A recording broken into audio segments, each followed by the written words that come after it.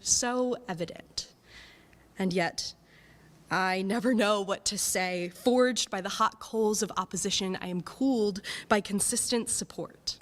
Take shape as something new and different and steel. Cold.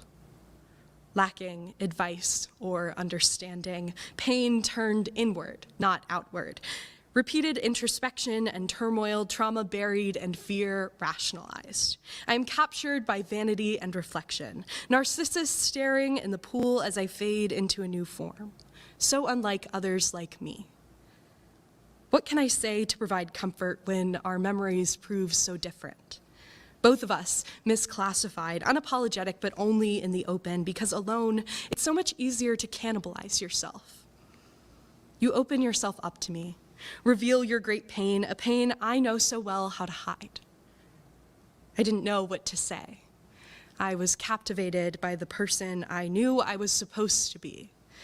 Inescapable, irrational ego. I should have said something of substance and not deflect the cries for help.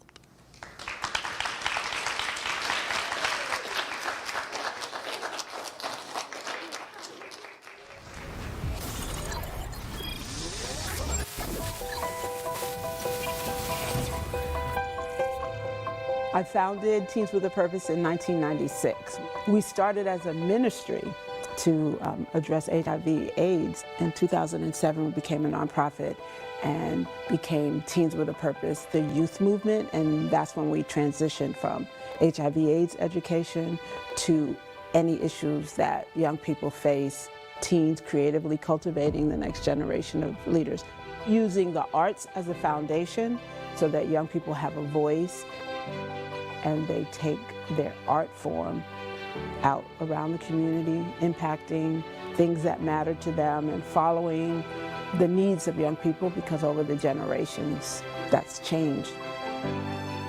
Poetry always fit because Teens with a Purpose follows what young people say they want and need. It's their platform, so they define a lot of what vehicles we use to make a difference. And from the very beginning, we had spoken word poetry.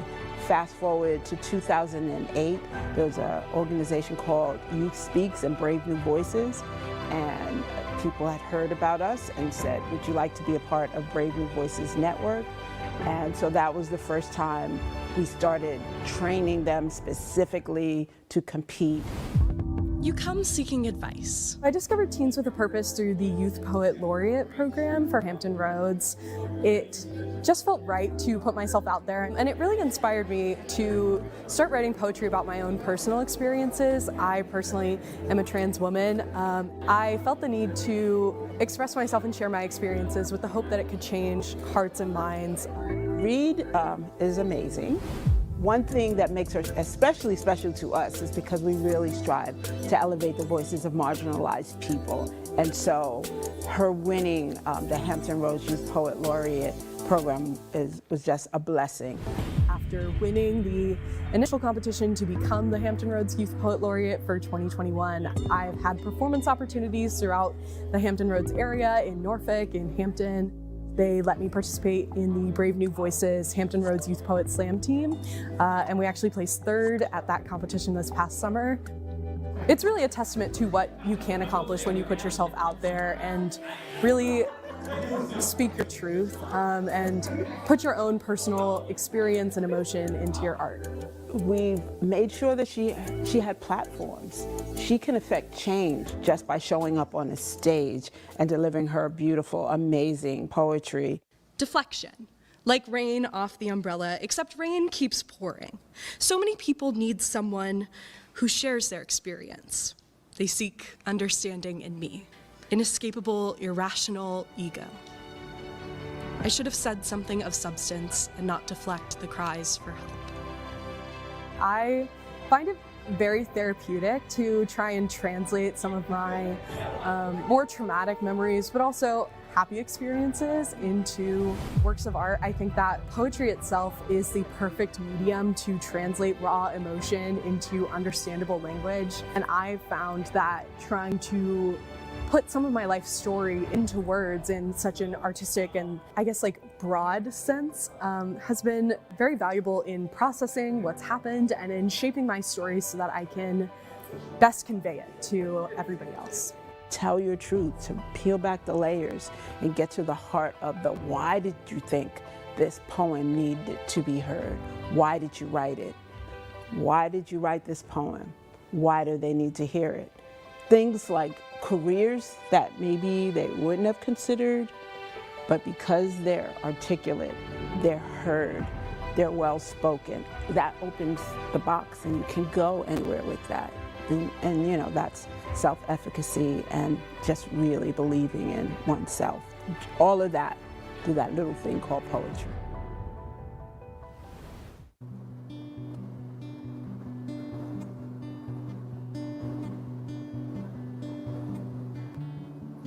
What is a mighty dream? I'm tired of the need for growth coming in one song. The same verse repeated with no melody. Flowers were never meant to just rest on graves, but to be held in hands. Seems like I've been planting seeds into concrete instead of community, hoping that a rose will emerge, but all I keep getting are weeds. When the gun fires, this emptiness fills my gut again. Vomiting from this pain they force me to swallow, and only time can ease this pain. A few blocks away from the garden, 3 mothers bleed out in front of their children. Don't know them, but I've played co-star in this horror film before, and it seems like the boogeyman is winning.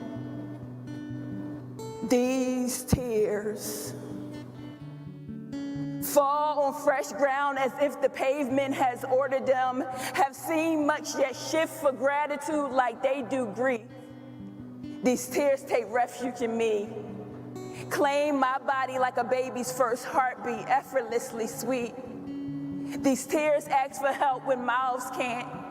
You see them in the neighborhood bully, watch them nodding off at the BP, catch glimpses in teenage girl that pops too many pills on purpose. These tears be pallbearers and still seek vengeance. Nevertheless,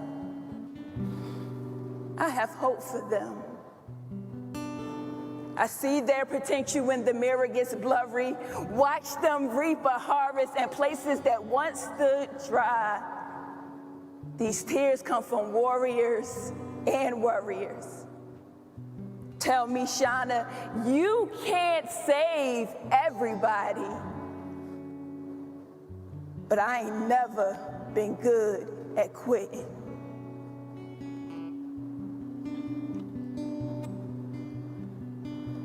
My name is Daquan, and I'm a farmer. My first plant, a sunflower. It grew taller than me. I was 12 then. I grew carrots, kale, jalapeno, and ghost peppers. We had a supermarket full of fruits and frozen food. There was like 28 hours to save a lot, and it closed. So I went to my second home, the garden, and gave out food. Then came Family Dollar. When you walk in, it was smaller. They had frozen food, spices, car parts, school supplies, just enough for us to get us by. I saw a gray cloud, a huge puff of smoke. They went through Boost Mobile, where we get our phone, the seafood restaurant, where we order takeout, Aces, where we're cashing our check, and all the way down was Save-A-Lot was. We have no more store. We have no more stores now. They say 2 kids burn it down, but I don't want to believe kids are capable of doing that. But someone has enough money. Someone can help us get us a new supermarket. I hope you are listening to me. You could be anywhere else today. If you can hear me, I want to say thank you. This is not just some community. This is my home. I love the people. I want best for them, best for us. When our stores burned down, I grew a garden for my mom. I tell my mom, don't worry, all you have to do is wait. Help will come. I hope I was right. I hope I was right. My name is Daquan, and I'm a farmer. My name is Shauna, and I'm a teaching artist. I once heard the power of the dream is in its promise. I once heard that the power of people is in our perseverance.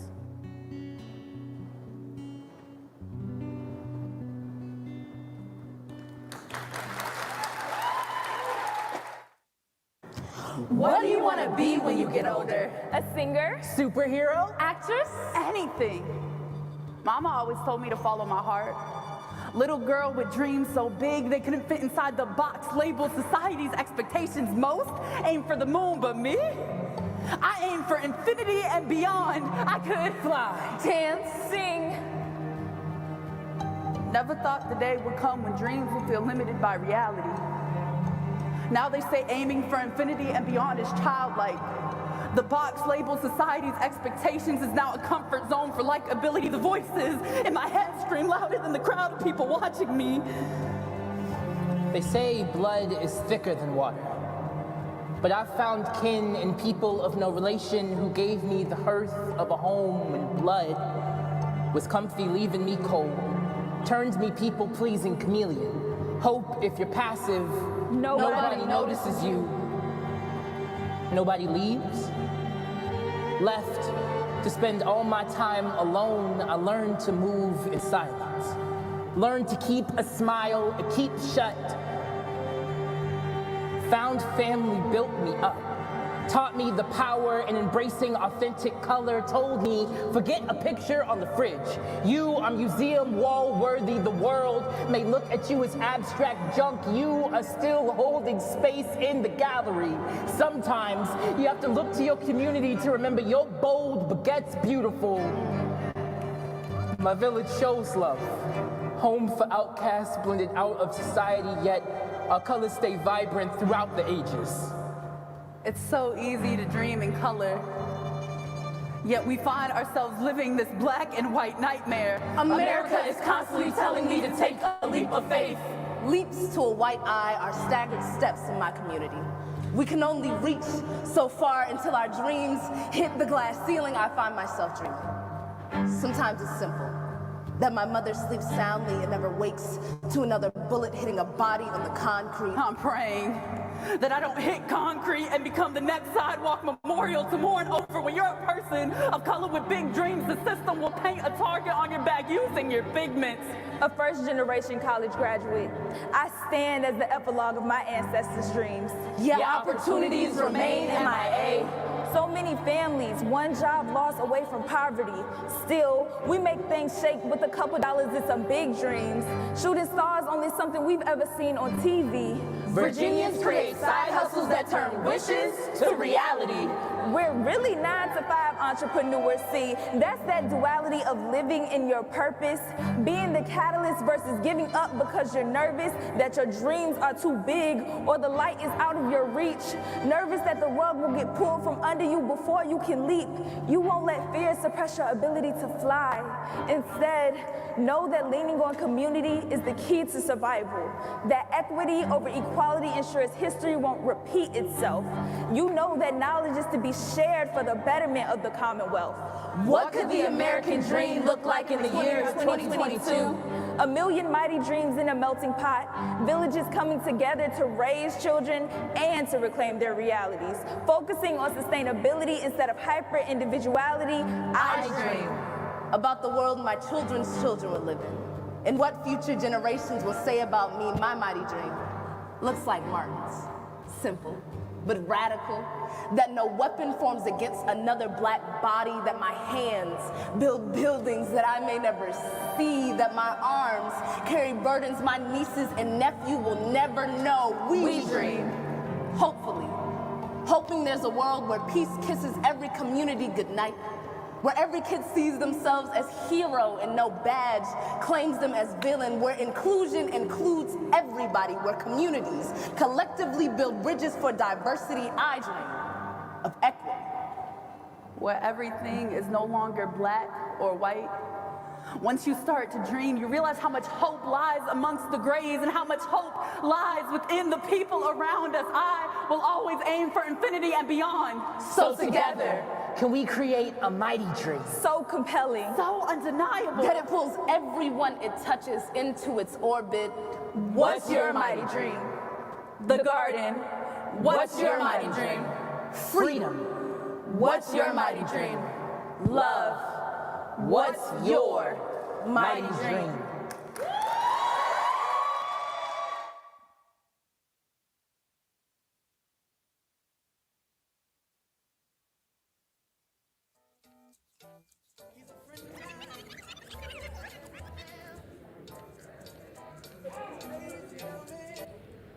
I tried to cross the bridge of my nose when I was 12, and when I could not reach the other side, I tried to burn it. I dreamed myself a phoenix burning, then rising from the ashes of my forefathers' legacies. I dreamed myself an alchemist, turning copper into gold, base metal into something shiny.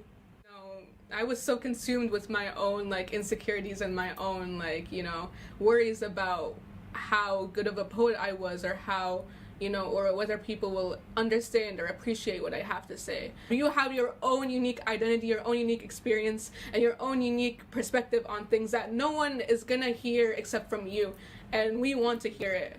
Amanda Gorman is one of my biggest inspirations, and seeing her perform her poem in the White House, I want that to be me one day.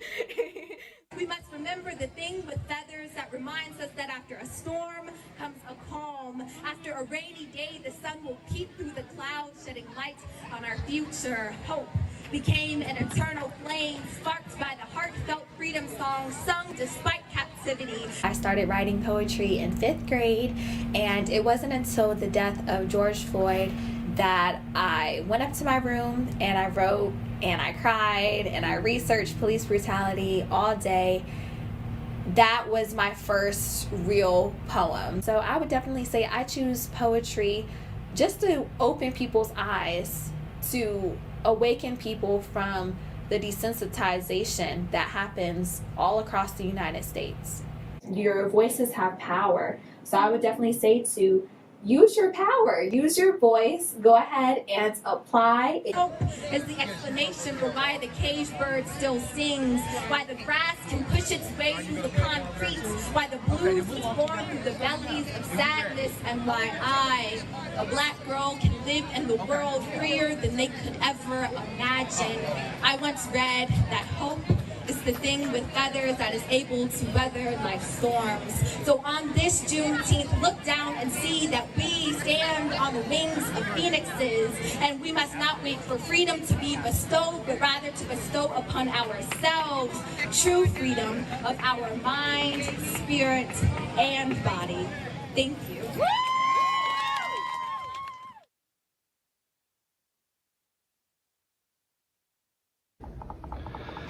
Hi, my name is Michael Sorelli, and I'm the founder of the National Youth Poet Laureate Program. I'm honored to be here tonight to celebrate the work of Teens with a Purpose and the Hampton Roads Youth Poet Laureate Program. But I'm also here to make an incredible announcement that will have major impact nationally. Next year, as we grow the program, for once was a local program in New York City to one that was serving dozens and dozens of cities across the country, we're now moving towards a model where we will name state titles for every state in the country. And we're gonna pilot that program and trailblaze it with the leadership of Teens with a Purpose. So next year we will have the first Virginia Youth Poet Laureate title, and we will do it in partnership with the incredible leadership of Deirdre Love and Teens with the Purpose. We couldn't think of a better organization to partner with to bring this vision forward, and we're excited that we are really moving on a path to serving all young people across the country with this incredible program. So thank you, Deirdre. Thank you, Teens with a Purpose. Congratulations to the youth poets that are there tonight and your youth poets in Hampton Roads. And we look forward to seeing what you do next year for the whole state of Virginia. Have an incredible evening, an incredible event, and thank you again. Good night. All right, 1, 2, 1, 2.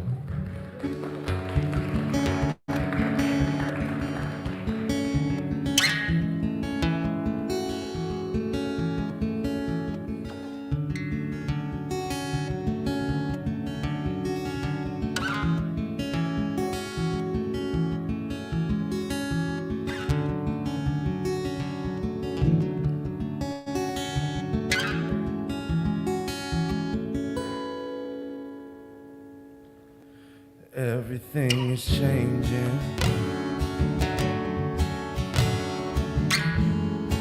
Time is moving so fast, let the wind take me.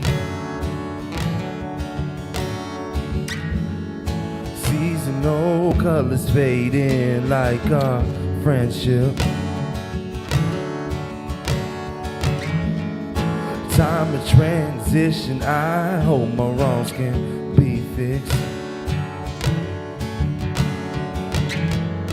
I'm way beyond acceptance, so now I'm moving on. That cycle is dead and gone. Oh no, gonna take a lot with me. I learned a lot along the way, but now I'm moving on.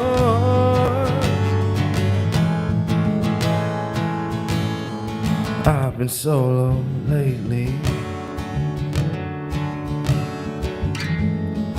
burning sage to clear the space, make room for forward thinking. But it's 3 a.m. This poem's getting lengthy. Been chasing my dreams instead of chasing ladies. I swear I'm searching for myself, so now I'm moving on. That cycle is dead and gone. Oh, gonna take a lot with me. I learned a lot along the way, but now I'm moving on. Yeah.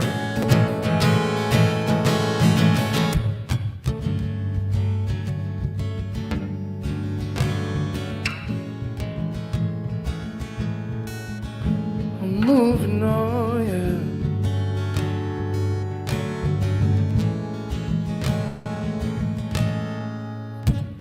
I use this as confession. Music helped me let go. My head is full of questions. I'm finding light in my soul. I wasn't always honest. I held a lot inside. I watched the version of me vanish.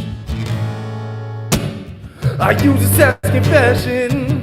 Music helped me let go. My head is full of questions. I'm finding light in my soul. I wasn't always honest. I held a lot inside. I watched the version of me vanish. I was doing damage, searching for an answer, racing in a bunch of circles. I was lost, jaded by the smoke and mirrors falling off. People that I call friends falling off, not picking up calls. I was doing bad, y'all. Was doing bad, y'all. I use this as confession. Music helped me let go. I use this as confession, yeah. Music helped me let go.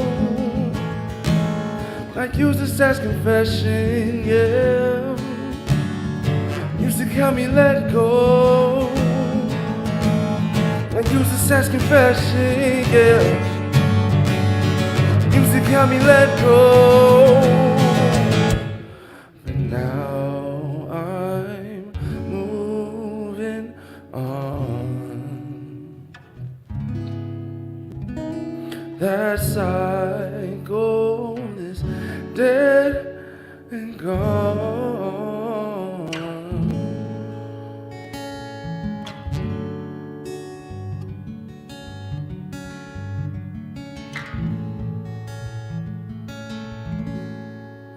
Family, how we doing this morning?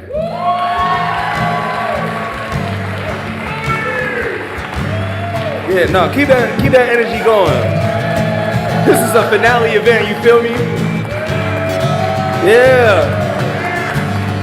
Make some noise for yourself. Make some noise for the young people in the space. Yeah. All the partners, all the community members, make some noise for them. Make some noise for the Z Theater for having us, hosting us this morning. For sure, man. I go by the name of Andre Love. I'm the creative program manager of Teens with a Purpose, and I'm also a creative in the community, in this nation. I go around the country, I go around the world doing my thing, creating and giving back to everybody, you feel me? And I'll also be your host for half of today. So yeah, what's up, y'all?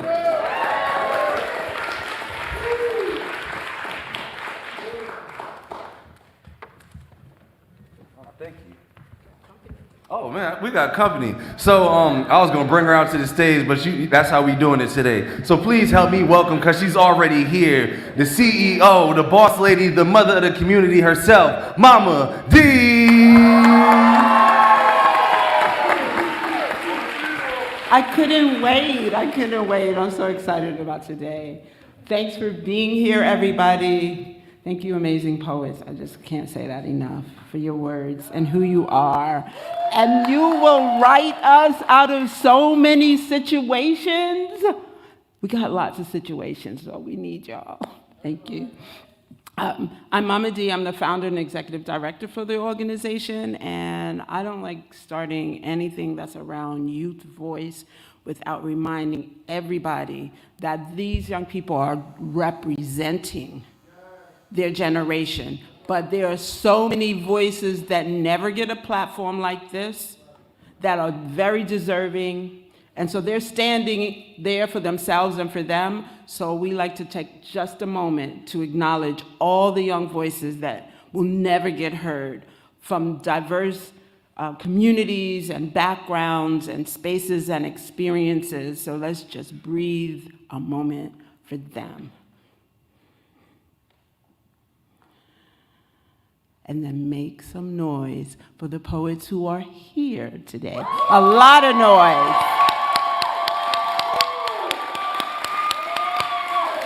Yes, we're proud of you. And I'm going to turn the mic back over to Andre, and he's going to bring up the first set of poets for the event. For sure. Y'all give it up for Mama D. Hold on. I have to do this. So, like, on top of all the wonderful things that you've been doing out here, like, you have been getting in your fashion bag. Can we talk about it for just a moment? You feel me? Yeah. I'm trying to be like you when I grow up. All right. So, before we start bringing people to more people to the stage, I just want to make sure we're all on one accord. So, when they come to the stage, whoever it is I call, I need y'all to give as much energy as possible. Because I don't know if you've ever been here, but it's not easy to be here, you know? And on top of that, like, we have to celebrate youth voice every chance that we get. Because these are the voices of our future. These are the voices of tomorrow. When I'm you know, old and gray, chilling, I'm hoping that one of y'all like, hey bro, I got you, man. You need some tea? You need a pillow, your back hurt? Like, you feel me? But all right, so are we ready for some poetry? Let me hear you say, oh yeah. Oh yeah. Ooh, I like we only got to do it once. All right, so this first group of poets, they are going to be representing the Hear This Youth Poetry Club. Like, we've been going through our different schools. We've been doing this for years and years now. Community partners, teachers are in this space. We love you, we see you. I will be shouting you out earlier. But to represent Bayside Middle School, we actually have one of our youth poet mentors, teaching artists. So could y'all please help me welcome to the stage, Kobe! All the way to the stage!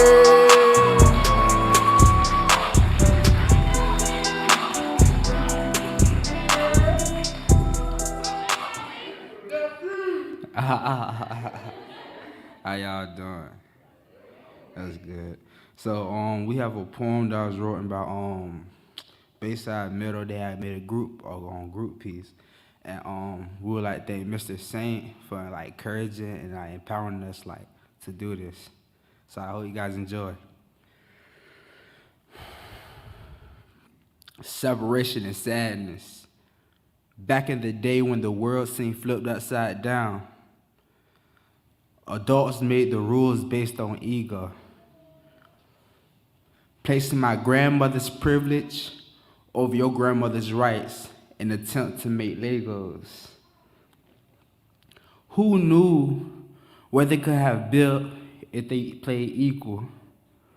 Maybe they could have looked into this club, connecting over poetry, music, laughing over icebreaker and oral. These peers I call my crew, my family, Reggie. I would have met them. I wouldn't have known us. How their encouragement makes my heart swell. These friends help me reach my potential. Tell me my words are worth being heard. We hold the power to turn rights into wrongs, becoming allies with every color in the crayon box, little by little. We become the generation that teaches everyone how to love. Thank you.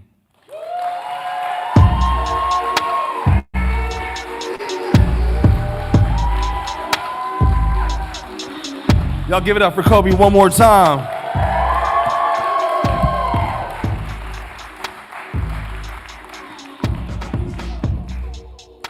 It's a reminder to see all the beautiful things that we can do when we come together as a community. And to hear young people writing about that is always encouraging to me every time I wake up in the morning, you feel me? So, are we feeling good? That's a good way to start off. Can we keep going? All right. So I think we're gonna take it to Granby. Anybody? Any Granby folks in the house? Comments in the house? Yeah. Hey, shout out to Miss Carter up there. Also, I know we can't turn the light on you. You lucky this time. But yeah, for sure. Before we bring up the poet, I just want to highlight the work that's going on at Granby High School. Ree Carter is one of our longest teaching partners, community, that's sister from another mister, you feel me? You know, but yeah, just been doing really great work out here, like really pouring into the young people every chance that we get. And I feel like she is like the living embodiment of what tough love is, you know? And I love that. I love it so much. So, can I bring another poet to the stage? All right, representing Granby High School, could y'all please help me welcome Miriam Willow?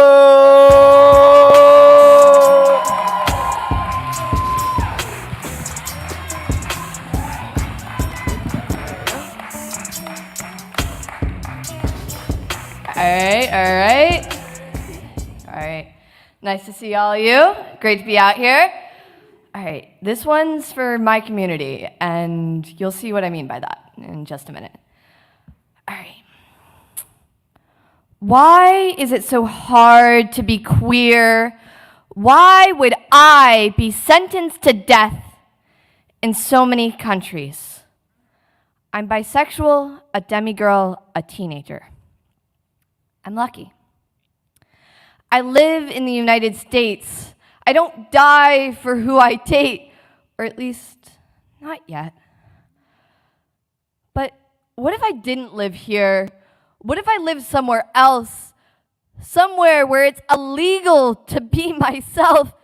Why can't I be myself? Why won't the world let me be myself? I just want to be. Thank you.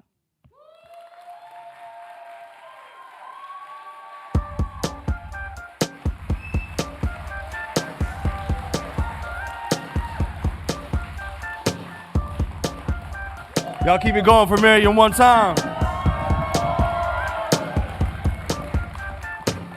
That's bravery, man. I told y'all it's not easy, and then when we're sharing our truths, yo, shout out to you. Where'd you go? Oh, there you are. She was like, I'm gonna do my thing and get out of here. But thank you so much for sharing your poetry, your words. Like I said, you really do encourage me. I don't just be saying this. Like, I really listen to these young people, and it'd be hard to get out of bed. And I'd be like, all right, I'm gonna do it again today. So I appreciate y'all. All right, so can we take it to Booker T real quick? Booker T, you in the house? For sure. All 5 of us. No, I'm playing. It's all good. All right, before I bring the poet to the stage, I want to highlight another community member, teacher, partner, Miss Kimberly Ambrose. Can we give it up for her, please? Yeah. So, fun fact, we actually met like a long time ago. Like, I used to be like playing music in the band and stuff like that, and then we, full circle, now we met again in the classroom, giving back to the young people, still around the performance, around the creativity and the movement. So we love that, and we love you for all the work that you do. Same thing, super real, super loving. And it's like, these are not just, my students, like these are my kids, you feel me? Every time I walk into her space, that's how it feels, and I love that. So can I bring the next poet to the stage? For sure. I thought I was gonna have this ready before y'all stopped clapping. All right. Anyways, so please help me welcome to the stage, Marquand Farrell! All the way to the stage, all the way to the stage.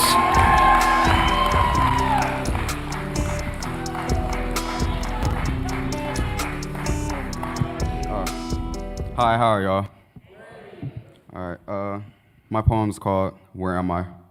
And it's about the stuff that happens on inside my school and stuff that I needed to address. As I'm sitting in this classroom, supposedly a place for learning and education, but as I look around the room, all I can see is untapped potential resting their heads.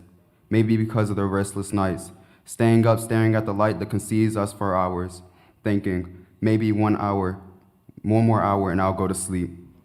But the hours keep stacking. To the sound of birds chirping resonates within our ears, and no time is left. Going to school, no energy replenished, eyes droopy, and not a care in the world as to what's being taught. As I walk these halls, nostrils filled with a certain scent that leaves the eyes red and your appetite craving for anything edible.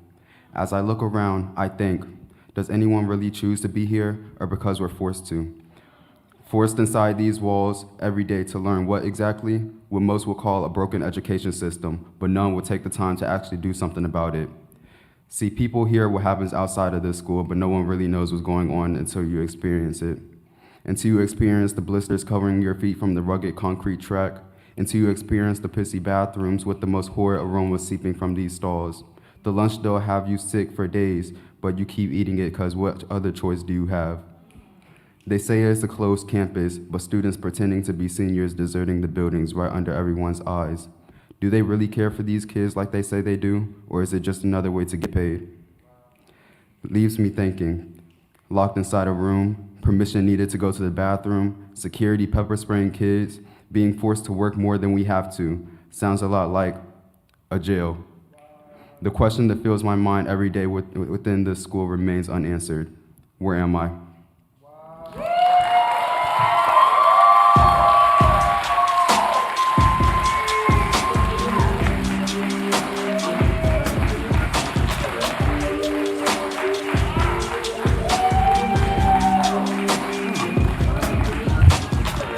Y'all give it up for Marquand one more time. This thing's hot, I can't touch it too much. Blazing the mic down. Hey yo, so I know there's like any like city officials, folks like that like represent on higher scale. Y'all make some noise? No? Okay. Well, I'll speak to y'all anyway. I'll speak to everyone. I really love that piece because a lot of people don't know what's going on inside of our schools or don't know or can't really like see into the perspective of the student. So I really believe that words put into action can really change what's going on in our situation. So I appreciate you bringing light to what's going on in your school, what's going on in the community. And I hope people out here, the change makers in this space right now, are listening to what's being said so that we can go back and make things better. You feel me? All right.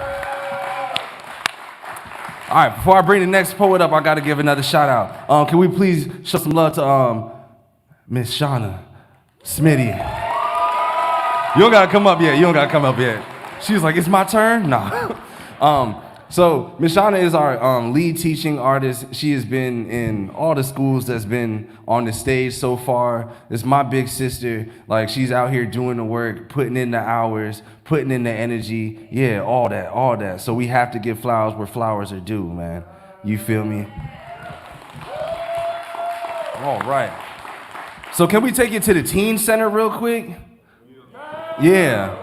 I'm about to say everybody can clap for that one. So this next poet, she hasn't been in like one of the schools per se, but she's coming to the teen center almost every day. So you part of all the clubs, all the programs, initiatives, all the things. So please help me welcome to the stage, Amaya!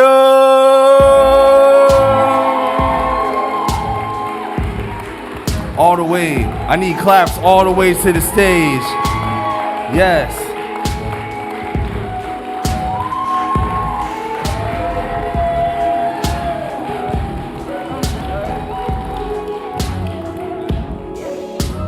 I'm so nervous right now.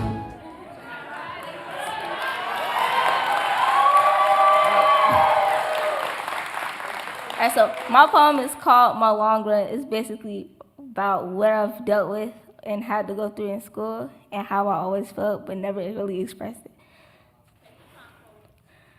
I used to feel different from all the other teens. So different I never wanted to be seen. I felt the urge to run and hide so people wouldn't see me on the inside. I always felt I didn't belong until I joined Teens with a Purpose and felt the spark so strong. Now I'm not talking about like at the park on the hot slides or swings. I'm talking about the feeling you gain when you get lifted out of the dark and can finally breathe. With TWP, I could finally achieve with people other than my blood who believe in me. Being different is great until you feel a lot of hate. Every day people try to relate, but don't get a buck off my plate. I always wish to find someone like me, a person who's different, a person who feels the same, a person who's different, and a person who feels the same, a person who's different and not even the one to blame. Thank you.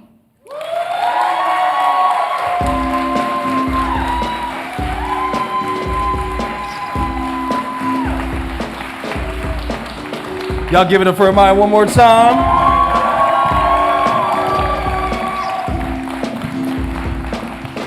She don't know this, but she's my shero. All right, y'all doing good so far? We feeling good? Yeah, I'm lit up. I'm backstage trying not to cry and all kinds of things, cause it's all good. Anyways, so I want to bring another partner to the stage. Before we gonna get a little movement. I'm not gonna do it. I don't want to spoil no surprises. So I want to call Todd Rosenlieb to the stage. If you are in the space, if not, it is all good. I'm just gonna go ahead and say your good graces. He is the chair. He's the dance chair at the Governor's School of the Arts. That's one of our longtime partners. Y'all can clap for the Governor's School of Arts. I'm about to say, look. I'm being nice. We ain't had to say nothing twice. Let me stop. But no, we've been doing beautiful work together for some years now, long time. But we have a special production collaboration performance for you. Are y'all ready for that?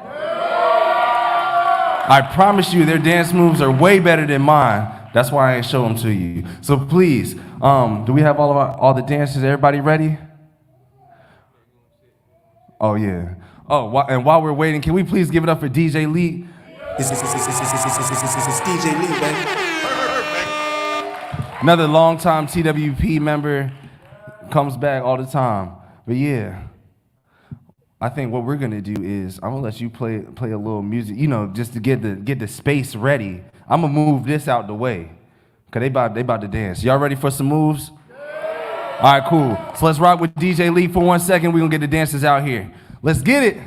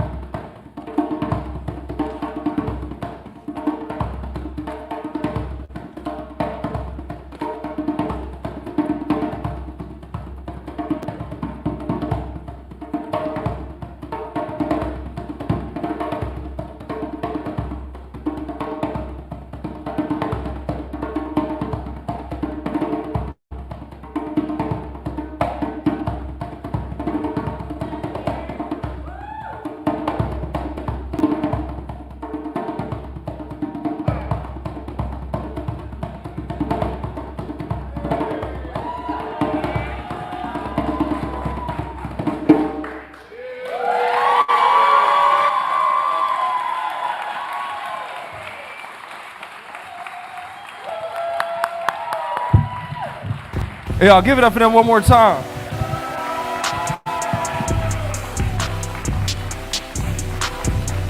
So, fun fact about the dance you just saw. I'm the creator and I'm just kidding. I didn't do any of that. I'm just joking. I didn't do any of that. Did y'all enjoy the dance?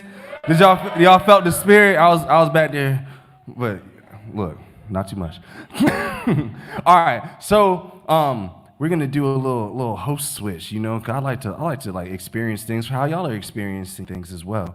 So I want to bring this brother to the stage, my long time friend. He is my brother. He is a poet. He's an activist. He is an urban farmer, and he is just an all-around lover and friend. You feel me? If you need it done, this is the man that you need to call. So y'all already know. Oh, real quick before I call him out, shout out to production, everybody up there. I know y'all don't see him, but they looking real good. If you're online, how you doing? Glad you're here. But yes, please help me welcome to the stage my brother, Emeka. Hey.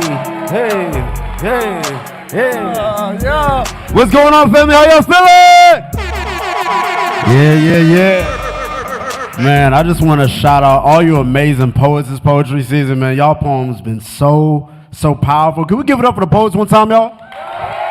Where? Yes.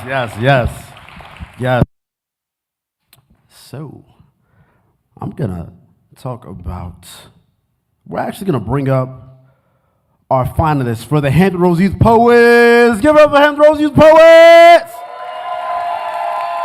Yes. Coming up first to the stage, give it up for Shauna Austin.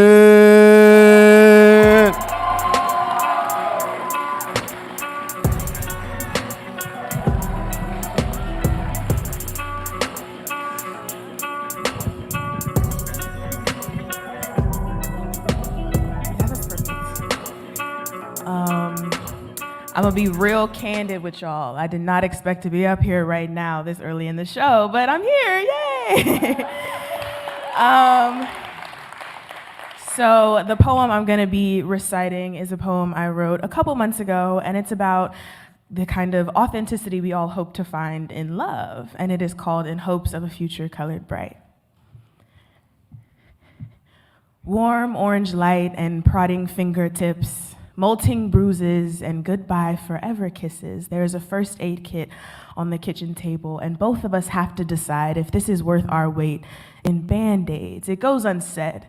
Loving each other has become our pledge to broken bones and boo-boos. The concrete calls us. Our faces are too unscathed, and our bodies are too loose with relaxation to be considered in love. We should have buried all of our hopes in one another. We are in love, and we should have the scars to prove it. Give up the dream of singularity. We have to become one. No more personhood. This is love. My mother tells me that all you will do is fill my socks with sand and water. All you will do is drown me. All you will do is bury me. Begs me to reconsider the tough skin of your hardworking hands. Says that there are plenty of other options, all of them less destructive, all of them less life-altering, all the less appealing. Your father hates the way I say my name. Says that you're not the kind of person you should love. Says that I'm not the kind of person you should love. He believes your cheekbones hold secrets yet discovered. He is digging for them with his knuckles. He is yet to find them, but we have found love. Sore and scabbed, we have found love. Thank you.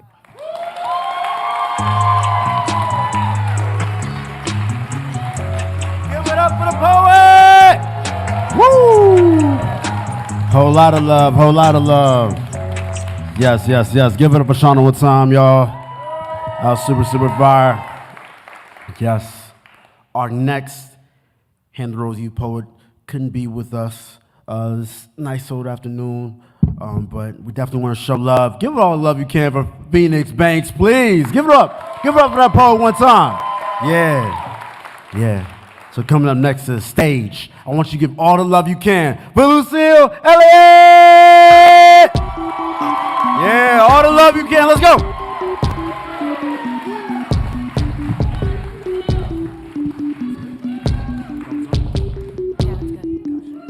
Hello.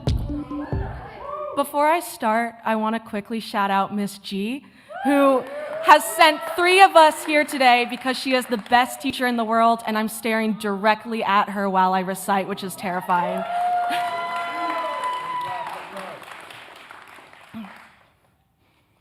All of us come from somewhere. Bared bayonets and bullet wounds, seas sailed and borders crossed, that series of coincidences that doomed this poor country to you. Each generation of Italian women born far from the homeland is a little more generalized American. Your poor mother in the land of the free, home of the brave, made you in her image. And your grandmother's ghost wept for the missing justice, the little girl who would never know her roots. Your mother didn't make it, didn't last to teach, and the generations of mothers behind her wailed for your ignorance. Never will you know the streets of Sicily, the open sky, the castles of Caltanissetta, the rolling hills, the paths worn by your ancestors' feet. Never will you quite understand the way it felt to know a homeland, to recall centuries of your lineage under the oldest tree. And so your grandmother's grandmothers mourn their Americanized daughter, the aftermath of a pagan life, the result of an unusually godless existence. When you kneel before the Virgin Mary, mother of your mothers, she whispers to you the women's names you will never know. When you beg their Xenia, they forsake you. The Caltanissetta sunset is as far from you as God. In this sinful world you live in, zone of evil, this is all you can ask for. Thank you. Give it up for the poet! Woo! Wow. Lucille, the way you described Italy, that imagery right there, I saw it. I saw it all, and I've never been. Not yet, though. But, man, give it up for the poet one time, y'all. That's right. That's right. Yes. Coming up next to the stage, give it up for the poet Duran Glass III!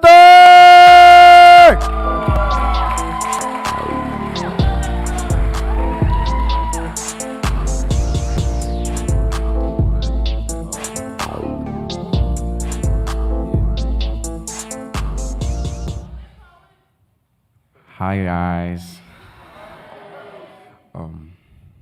Yeah.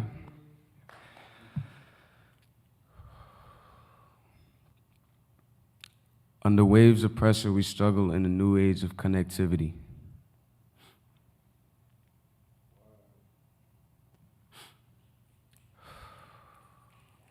Under waves of pressure. This culture of opinions drags us down into those depths of no return. A fear of being canceled prevents any activity. When did it start? False judges and unconfirmed magistrates. False judges and unconfirmed magistrates put innocence in ditches. Mob culture takes prospects and riches, makes them never see light again. We are falling apart. One woman's affection turns to rejection from those who never knew the love she gave. Those who choose not to step outside of themselves bash her for only loving her kin. We are destroying ourselves.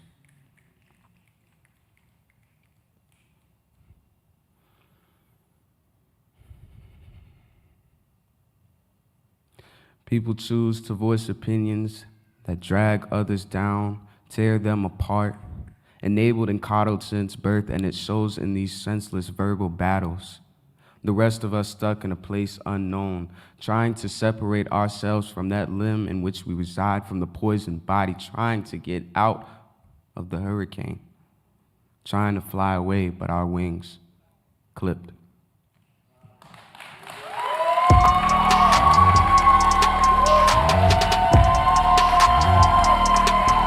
Give it up for that poet one time, y'all. Duran, thank you for bringing that truth to light to us, yo. It's definitely needed. Shout out to you one time, family. Coming up next to the stage. Give it all the love you can. Laureate Saeed! You all the way to the stage, y'all.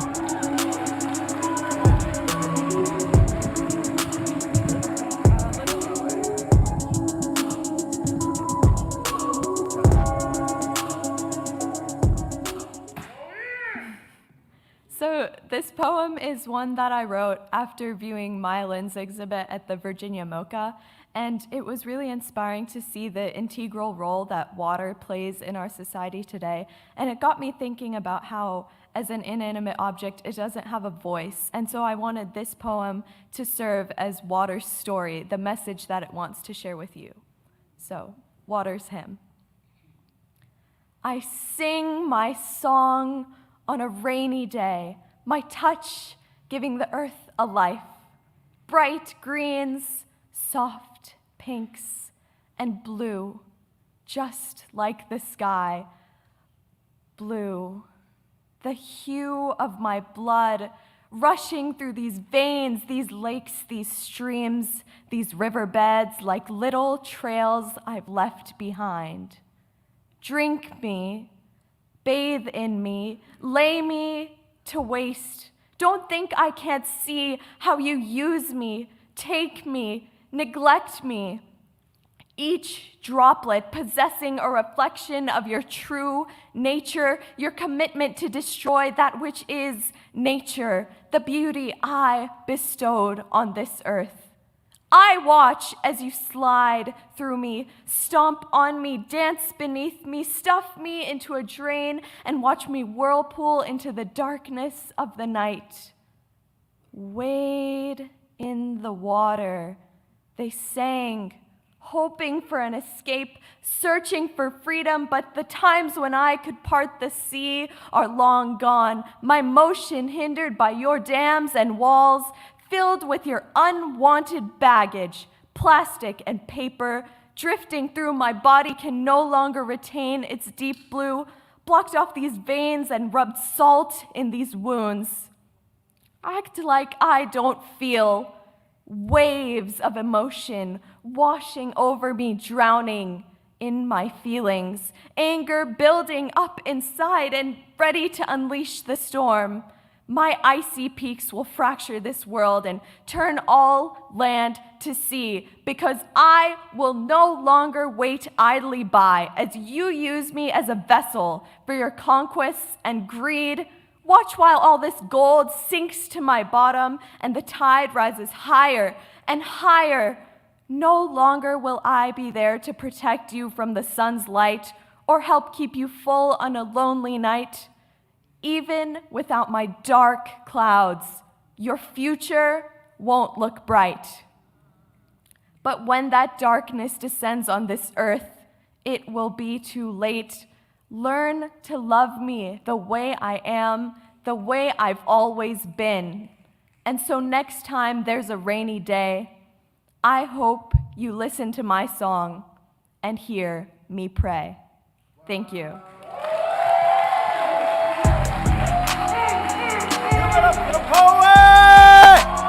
Woo! Water. Can you? Wow. Wow. Can we give it up for that poet one time, y'all? All these awesome Hampton Roads youth poets, man. Y'all pen is crazy, crazy, crazy, crazy. Just want to say to our audience, we definitely have time to take pictures. We're going to take a quick group picture at the end of the show. But before that, before we continue forward, we have a word from Mama D. So give all the love we can for Mama D one time. Yeah.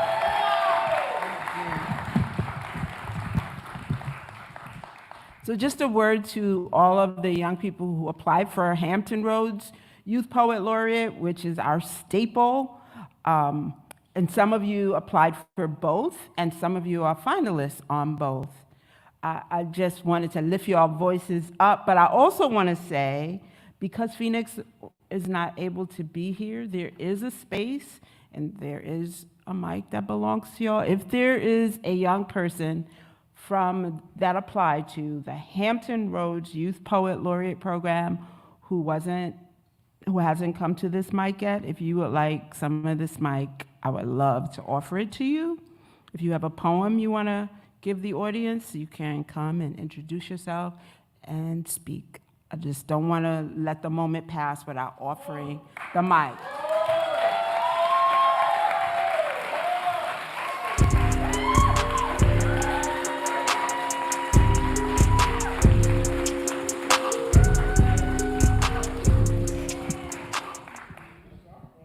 Wait. I think this is a little too tall for me, but I'll manage. So my name is Ari Serja. I'm a senior at the Legal Studies Academy. Shorter. A little bit. I'm so sorry, guys. That's great. Thank you so much. Once again, I'd like to thank this foundation for reigniting my love into poetry.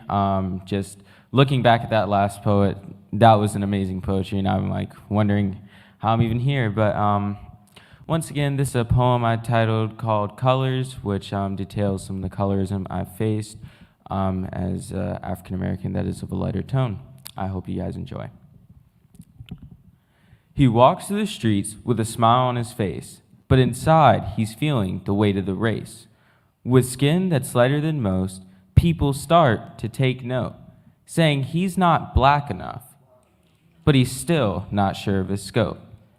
He hears the stories of slavery and pain, of being oppressed and treated like a stain. He wonders if he'll ever feel the same, and if he'll ever truly relate to the black claim. People say his hair isn't kinky and rough, and that his eyes just aren't dark enough. He looks in the mirror trying to see what they see, wondering if he'll ever fit in and be free. He sees his dark-skinned friends, so proud and so bold, fighting for justice and breaking the mold. He wonders if he'll ever be seen in the same light, and if he'll ever feel the same passion, burning ever so bright.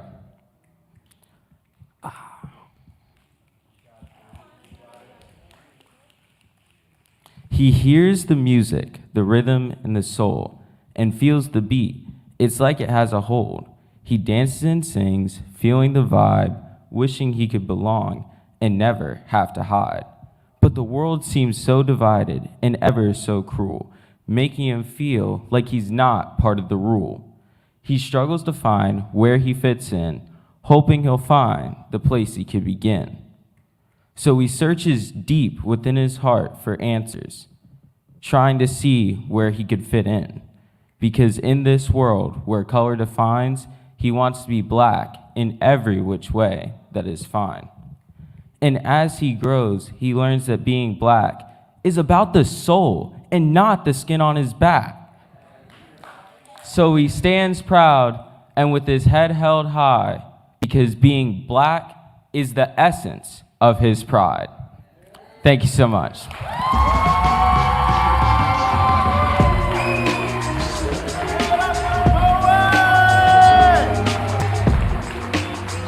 Yes, yes, yes, yes. Give it up for these poets, y'all. Man, brother, I really appreciate your piece. Like, it really spoke to me. It reminds me that, like, the beauty of blackness, you know, in every shape, every fashion, every color, it's powerful. So I pray that you keep pushing forward and keep bringing everybody along with you. So much love to you, family. Yes, yes, yes. Yes. So, with all the amazing work that we do, we couldn't do this without our elders. Can we give it up for our elders one time? Yes. Yes. Yes. I would like to send a tribute to our elders, the graduates of Prince Anne County Training School, Union Kempsville High School. Can we give it up for them one time, y'all? Yes. Yes. Yes. They are the first high school for colored students in Virginia Beach, They are change agents, civil rights leaders whose stories often aren't told, but they are living true testimonies. Can we give it up for them one time, y'all? Yes. Yes. Please, so our elders, if you could stand to be acknowledged as well. Oh, yes, please come to the stage as well, please. Yes. Can we give it up for Miss Fanny Dixon? Woo! Yes, all the way to the stage, family, please. Yes. Coming up next to the stage, we have Mr. Samuel Jones. Excuse me, Mr. Samuel Jones. Excuse me. Can we give him Mr. Samuel Johns, please? Yes. My apologies. Next as well, can we give it up for Dr. Ray Smith? Yes. And also we want to shout out our elders who assisted us through this partnership this season. Miss Yvette Jones, please. Can we give her Miss Yvette Jones? Yes. Thank you. And may we also give it up for Miss Marjorie Wilson Cofield. Yes. Yes.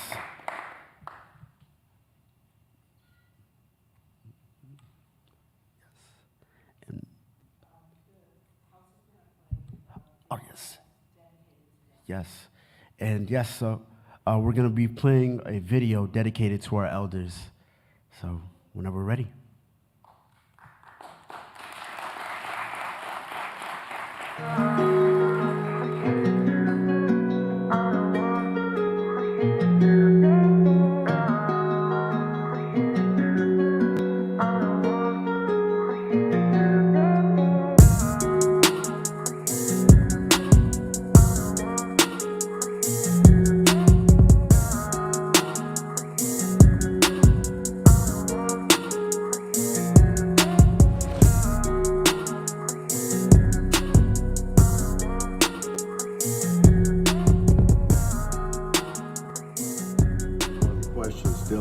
Segregation and discrimination.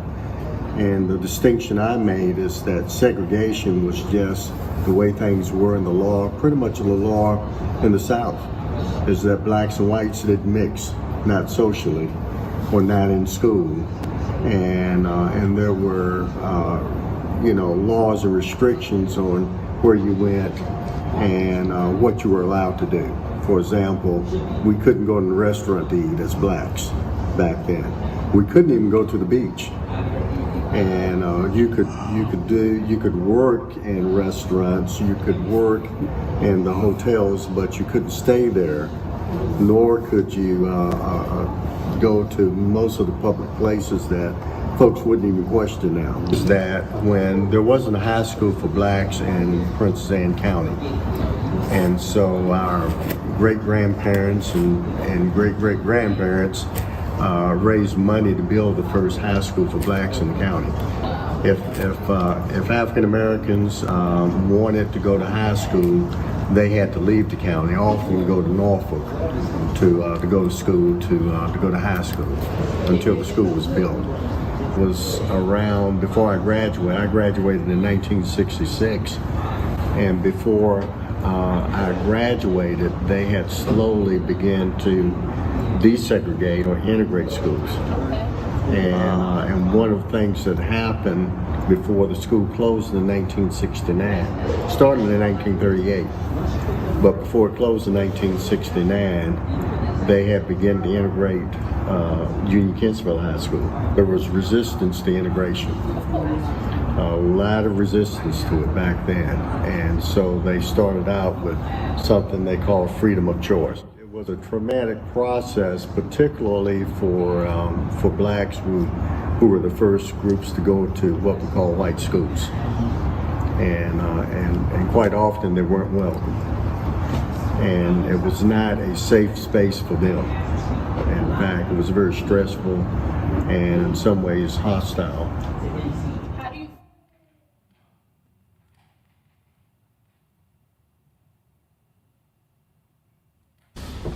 Imagine being the first Imagine.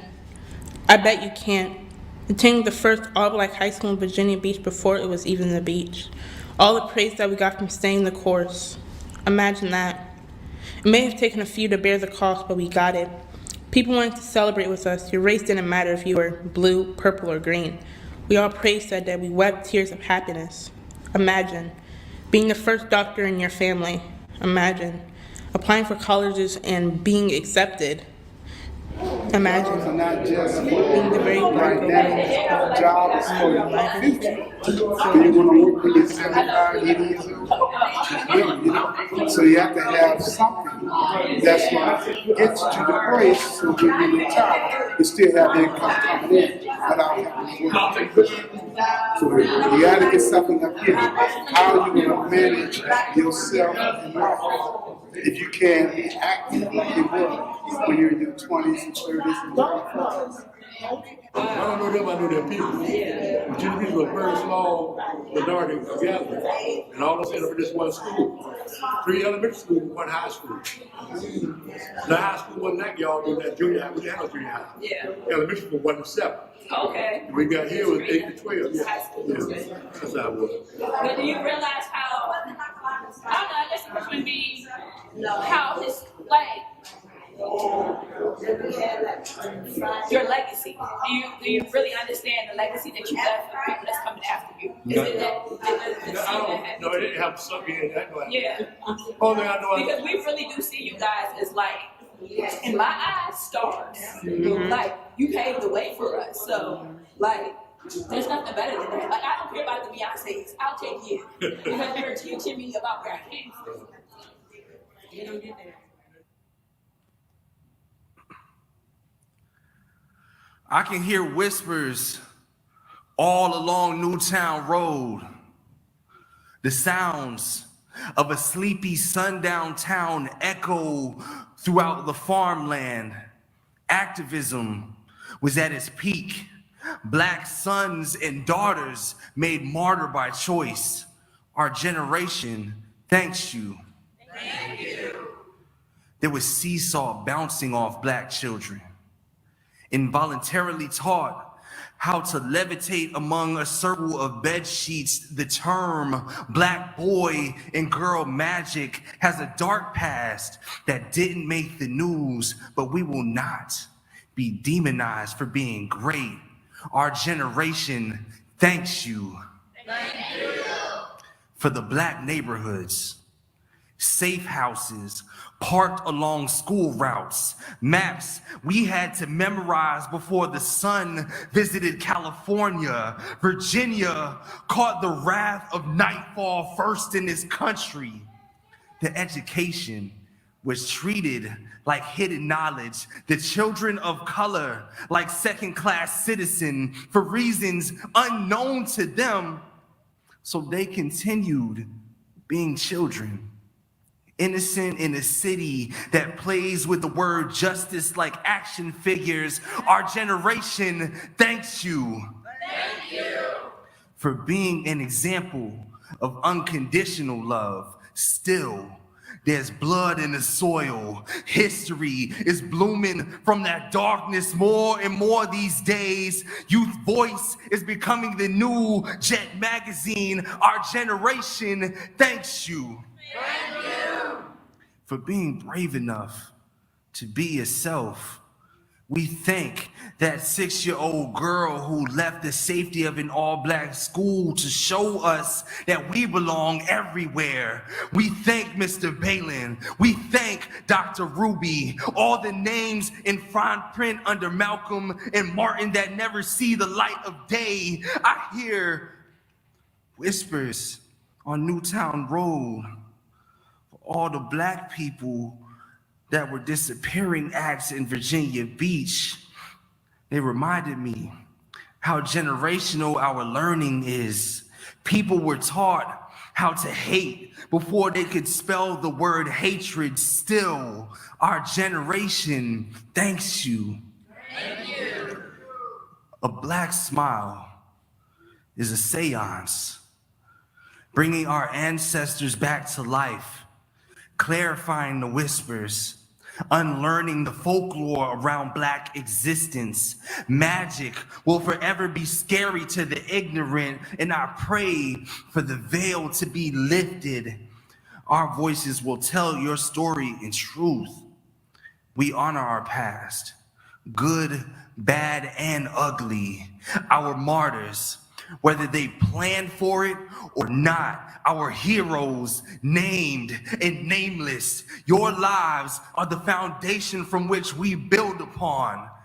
And may the sunrise, revealing a beautiful future, a house that we can be proud of, until it is our turn to whisper, share stories as grandparents on wraparound porches. I thank you. Your sons and daughters, thank you. Our generation, thank you. Thank you.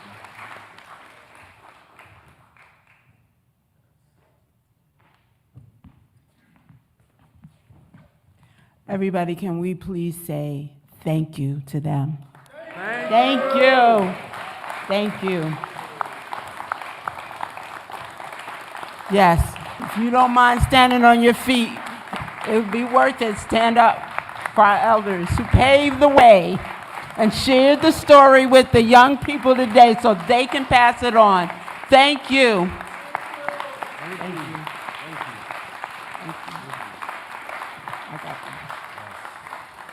Yes, just wanted to take a moment to say thank you to our elders. Thank you for your impact and all the amazing things that you guys have done as forefathers and foremothers for us, and the impact that you've had in the lives of our youth. Yes. Family, how we feeling? Y'all good? Y'all ready to hear some more poetry? I said, y'all ready to hear some more poetry? All right. All right.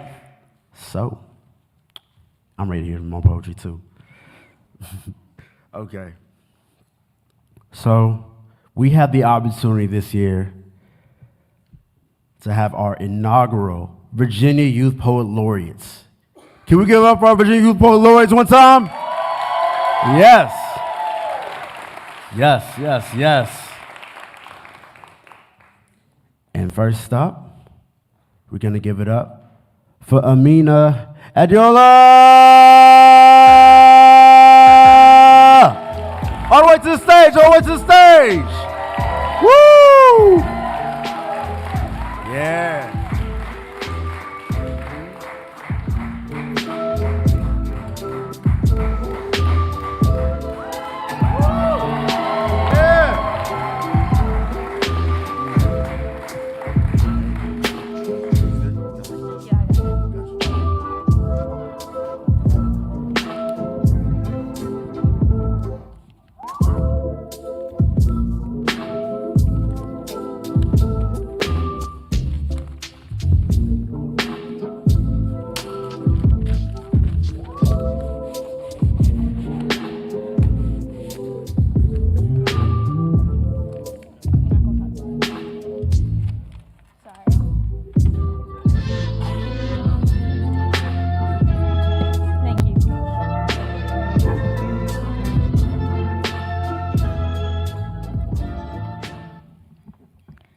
Good morning, good afternoon, everybody. How are we doing today? Great, beautiful. I'm so happy and proud to share space with all these poets. So I just want to say thank you to all of y'all.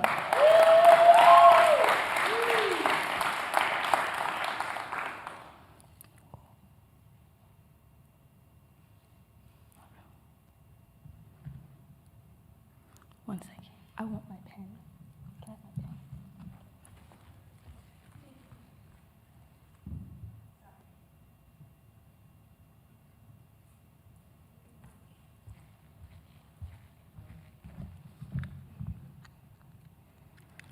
I just wanted to recenter why I did this poem today. So, sorry about that.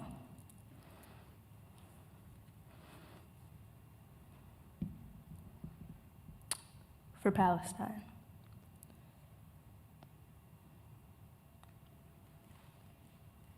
when they ask whose land this is, I don't talk about apartheid, but how your dead child looks like the friend I grew up with.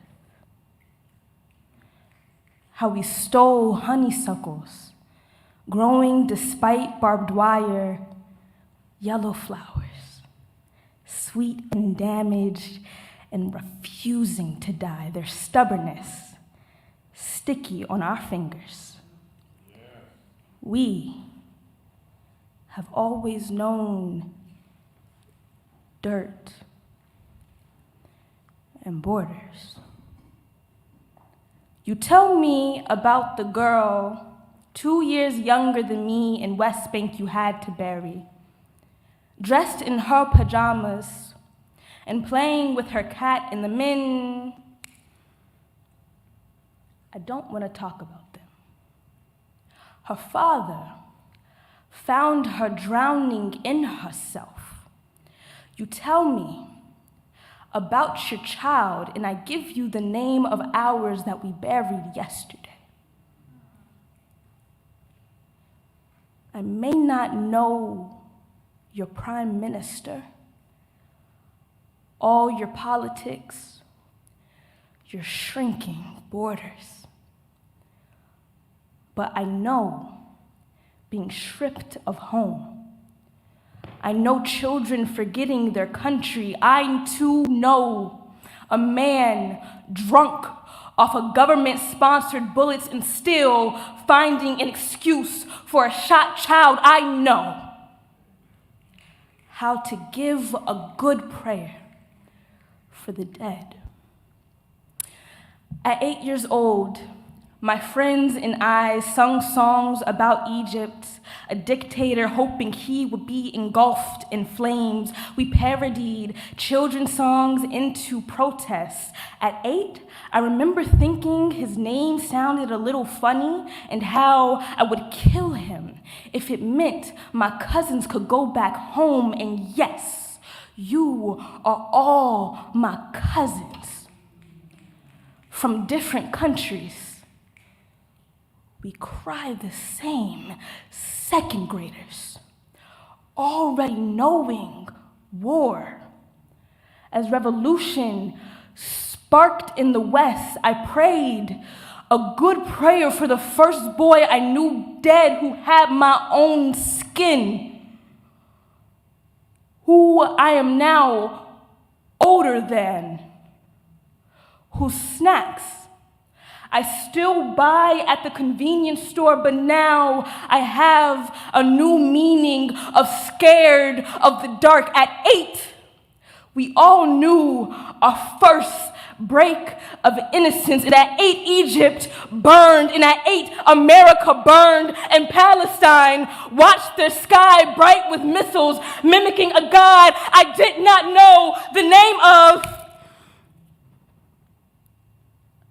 My soon stepmother makes collard greens on the stove.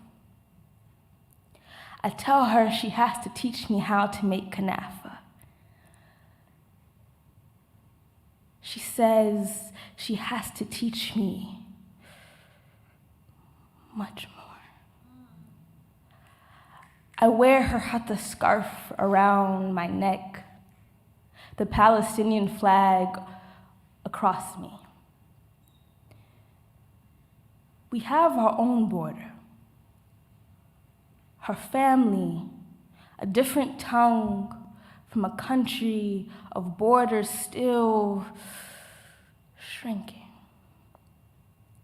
We know a good thing in this kitchen, away around countries. When they ask whose land this is, I choke on the ocean separating homes. I pull barbed wire from my tongue and wait for the never coming flowers. We've learned to stay stubbornly alive while children turn into martyrs over territory? When they ask, whose land this is, I say, no one's to take. I say no one's to name. No one's to make a child not a child anymore. No one's but hers when you bury her. 2 years younger than me. I pray. A good prayer. May collards or kanafa, and know a child in the ground can live everywhere. Finally, with no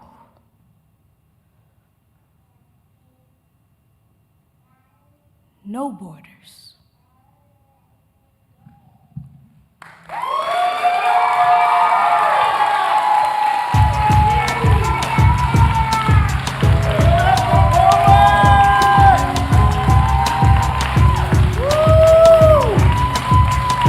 Give it up for the poem one time, y'all!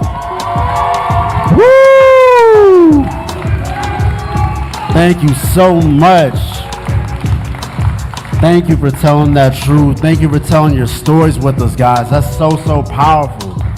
So, so needed. Family, how we feeling one time? Y'all good? Yes. Next poet up to the stage. Give it up for Shauna Austin. All the way to the stage.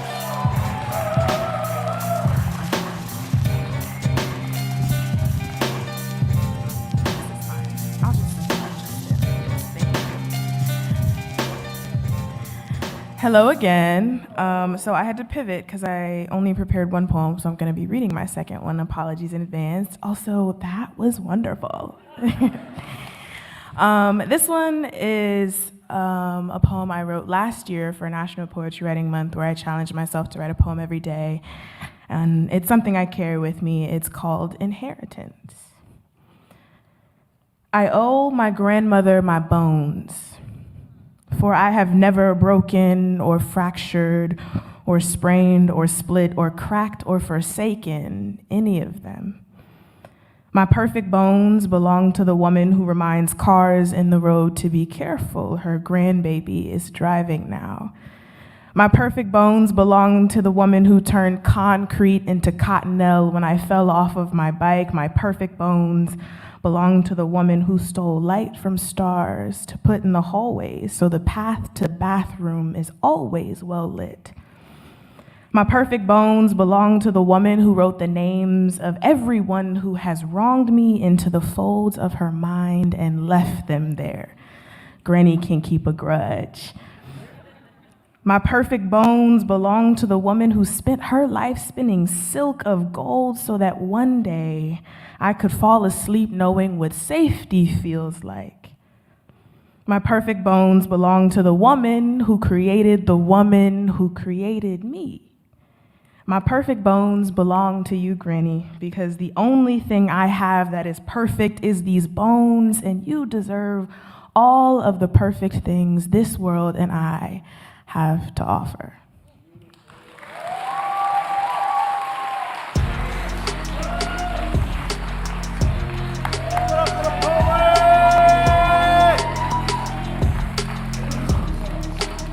Family, these poems are just so, woo! Can we give for these poets that just touch the stages one time? Thank you. Thank you. Like, your words and the impact that you guys share, just it goes beyond words. Like, I'm just truly just floored at every single time you guys touch the stage.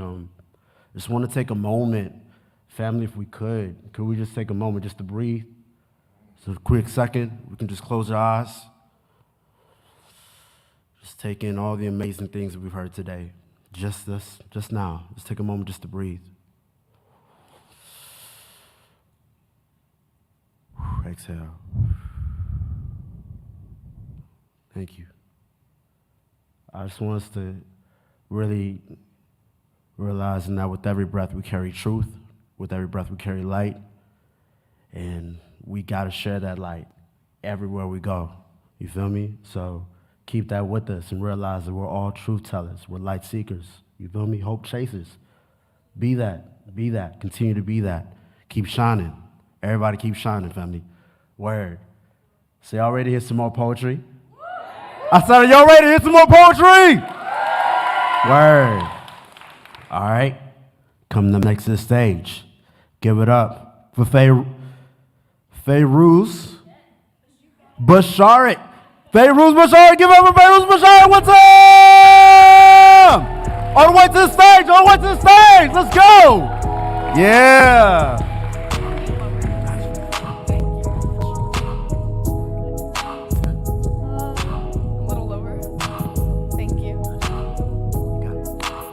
I know I'm a little short, guys.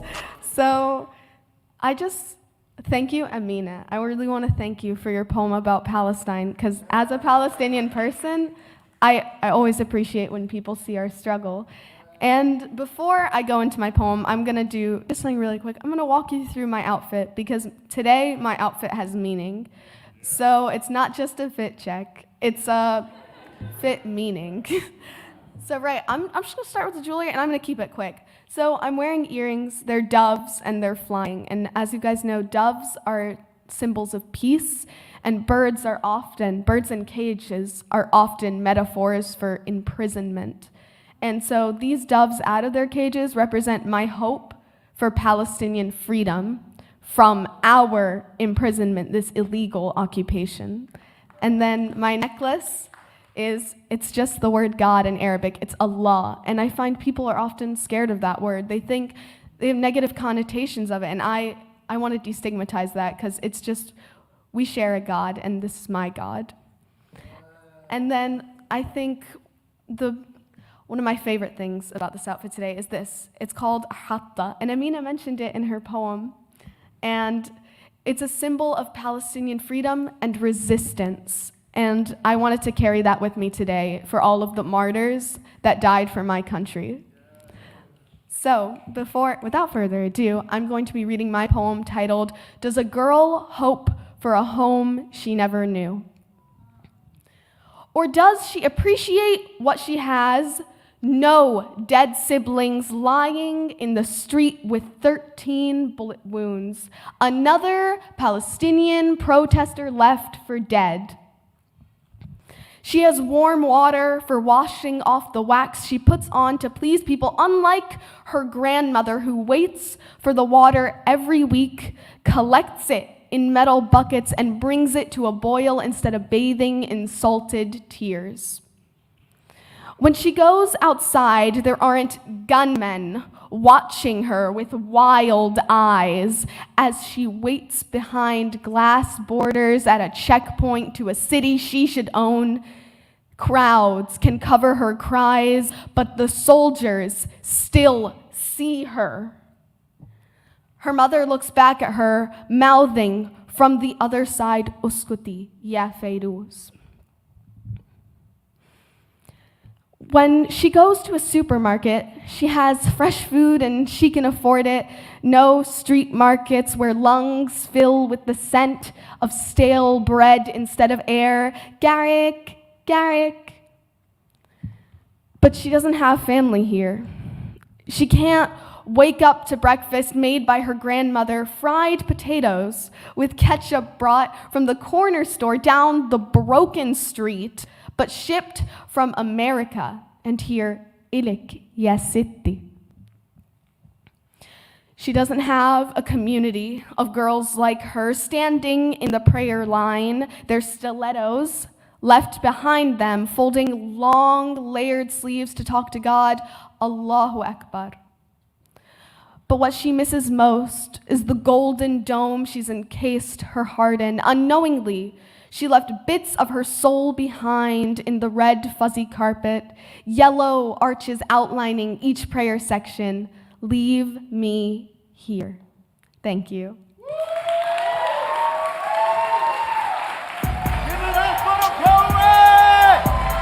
Woo! Wow. Fairuz, man, thank you. Thank you. Your pride, it's just so like, it's so powerful. It's so powerful and so needed. Like, thank you. Thank you. You are a giant to many and to me. Thank you. Thank you. Continue to lead that light and continue to speak your truth because it's so needed. Thank you. Yes. Can we give it up for the poet one time? Yes. Such fire. Family, how we feeling? Yeah, y'all good? Y'all ready to do some more poetry? Me too. Coming up next to the stage, give it up for... I'm so sorry. I had this right. I had it phonetically spelled, so I knew I had it right. I'm so sorry. Yes, give it up for Kashfi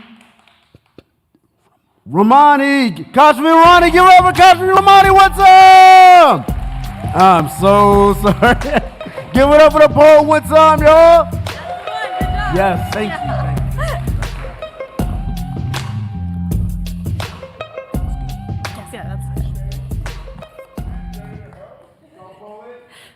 Hi, everyone. I am so grateful to be sharing this stage today, so eternally grateful to be in this space and amongst these incredible poets. And I feel like today I'm speaking with 1,000 voices. I know there's only one of me up here, but I wanted to do this poem for my family who lives so far away. And none of their voices will ever be heard, even though we're like one of the most populated countries in the entire world. And because there's so many of them, I have them in mind in performing this poem, My Dada in a Day, where Dada means grandmother in my language.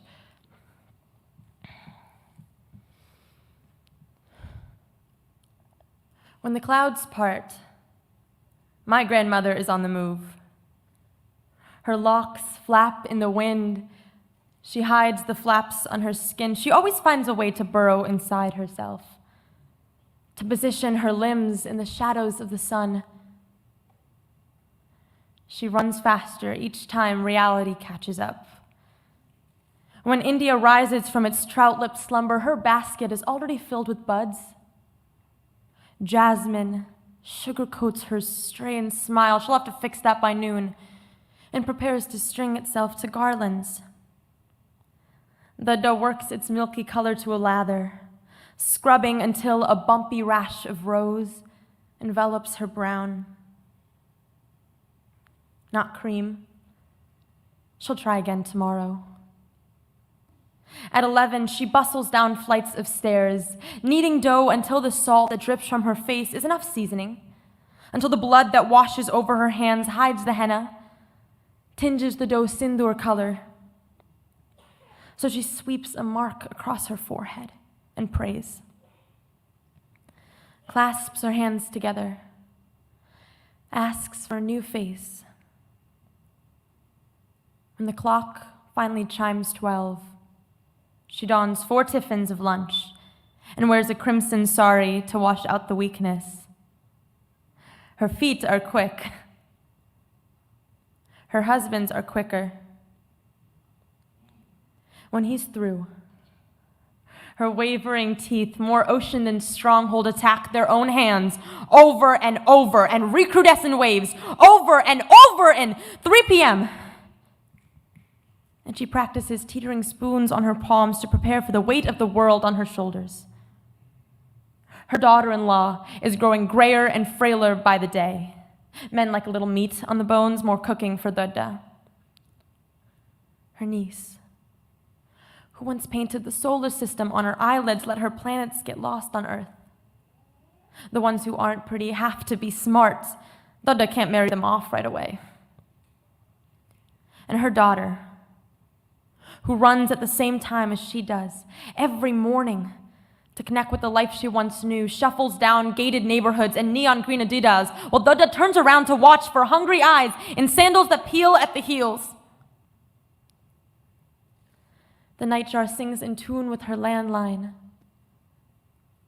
Quiet, subliminal darkness unfolds the cloak of nighttime. And 13,000 miles away, we are greeting the sun. We prattle about carnivals and tank tops, about new dreams and opportunities, about our goals, about our life. Dada, when are you coming to see us? Soon, Bangaru, soon. And then she tucks herself in with a blanket that steams like rice and dreams her wishes into our realities. Thank you.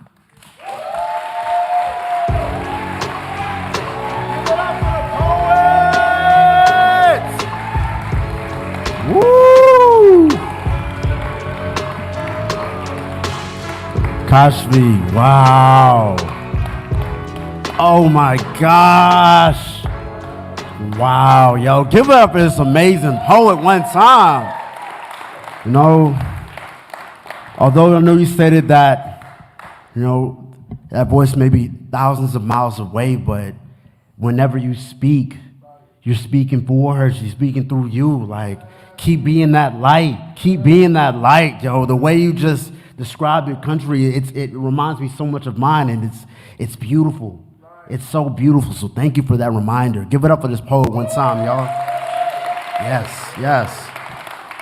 Family, how we feeling? Yes, yes. Coming up next to the stage. Give it up for Irene Zaid! All the way to the stage. Let's go, let's go, let's go! Woo!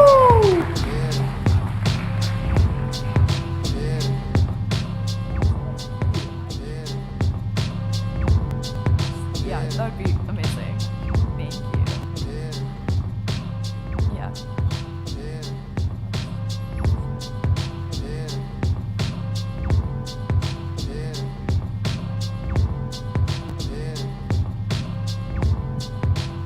Could that a little lower?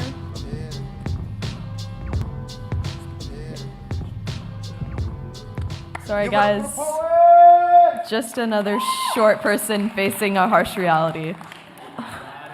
But speaking of struggles, I really struggled to share my truth and my story, and so I wanted to take this as an opportunity to share a little bit about my experience as a South Asian American Muslim woman and how I felt being crushed by these endless expectations and realities that I just can't seem to grapple with. Mary John, my life. My father says to my mother two simple words, filled with a lifetime of love. At home, I am loved, yet outside I remain ashamed. I see all of those other girls, their handsome fathers' faces filled with youth still, hair a natural dark brown. I look back. My own father, with his wisps of white hair, are all that remain. I hear their whispers about my family, talk about how odd it is and how my father looks old enough for my mother to be his daughter, or how my mother looks as if her parents forced her to marry an older man, and how my family just seems to look so traditional. Their prying eyes and open ears always find their way into my home, yearning for an action, anything to make their delusions come true. They want so desperately to believe in the oppression of my kind of woman, act like we hide behind these headscarves and veils, when in reality we see freedom of choice in what they see as an attack on our freedom. Clouded judgment. They have never been able to lift the fog and see my people, my family, for who we really are. They don't see how my father waits to eat alongside my mother, despite coming home hungry after a long work day. They don't see how happily my mother speaks about my father, filled with pride at his latest accomplishment. They don't see how effortlessly conversation flows between my parents, no room for disagreement or unsaid feelings. They don't see. And yet they paint my people as the problem, glorifying their own standards as morals and human rights. They don't know I notice.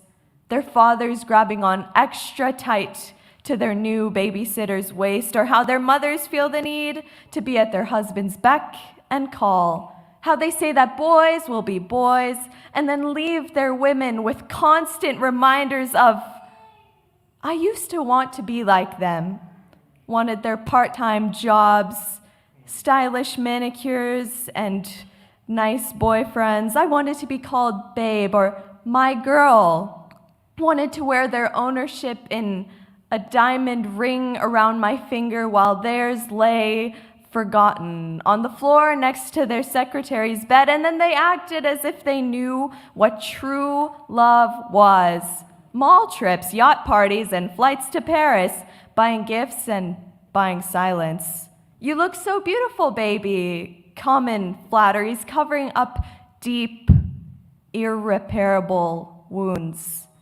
That's when I knew I would never be satisfied as the pretty face with no voice, the constant source of stability and smile, the one he could run back to when he made another mistake, the replacement for his mother who was expected to fix it all. I needed an escape from this world of high heels, suave husbands, and unrealistic expectations. And so I donned my headscarf, took back my liberty, and was eager to grow out of babe and back into Mary John.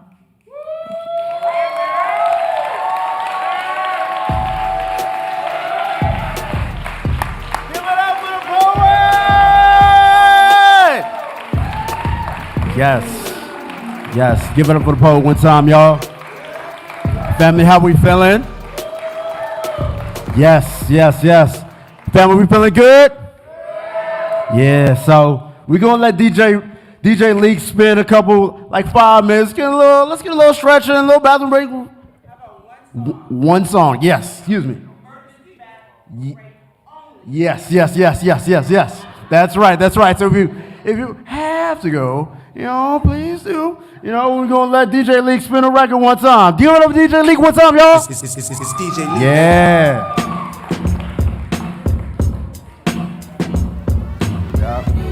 Got just a few seconds, guys. Yeah.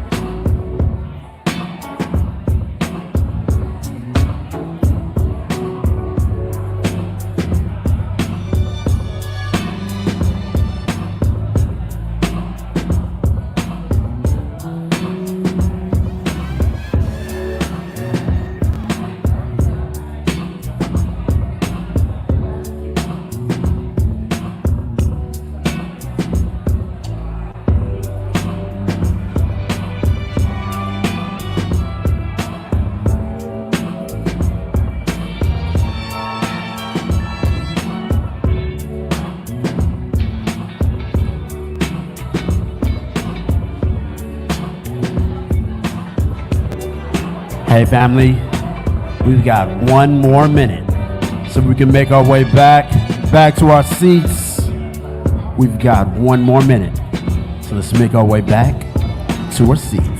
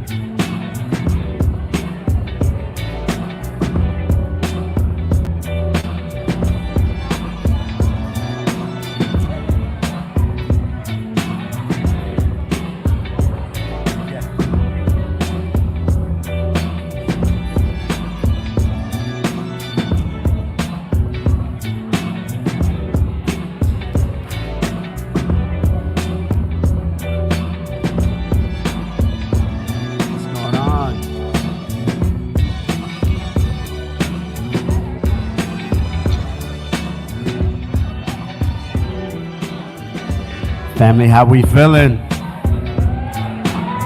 Family, how we feeling? Good. Yeah. Love seeing you guys. Your energy today's been just awesome. So I just want to give it up for yourselves one time. Give it up for yourselves one time, y'all. It's all right. Yeah, so we're just gonna ask us all to make our way back to our seats. Make our way back to our seats. How's everybody feeling? Y'all good? Let's go into something in the water. Woo! I feel it. I think I might be in attendance as well. Yeah. Okay. All our poets. Are we missing? DJ Lee, you mind just spinning a little bit?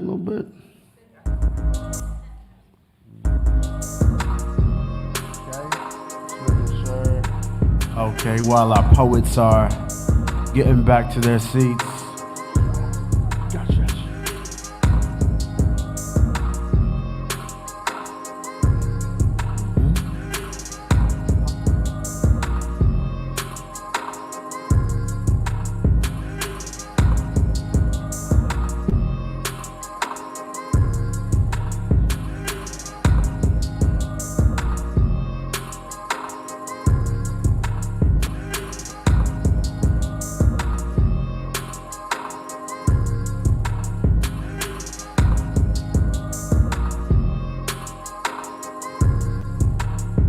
All right. Just making sure I see all our amazing poets. Just one more poet. Yep. Cool. Wow. I would use this time to dance better, you guys, but. All right, DJ Lee. Get me a cool dance track. It's gonna be a cool dance battle. I'm gonna battle everybody all at once. All right? Matter of fact, if you got the I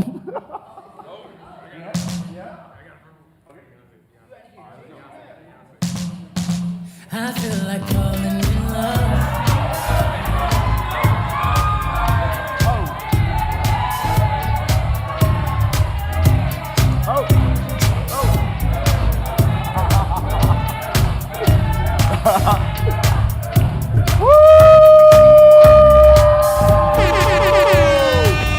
That's right. You suckers got served. Give it up for yourselves one time, y'all. Woo! Yes. All my poets, y'all good? Y'all good? Give up these poets one time, y'all. Woo! All right.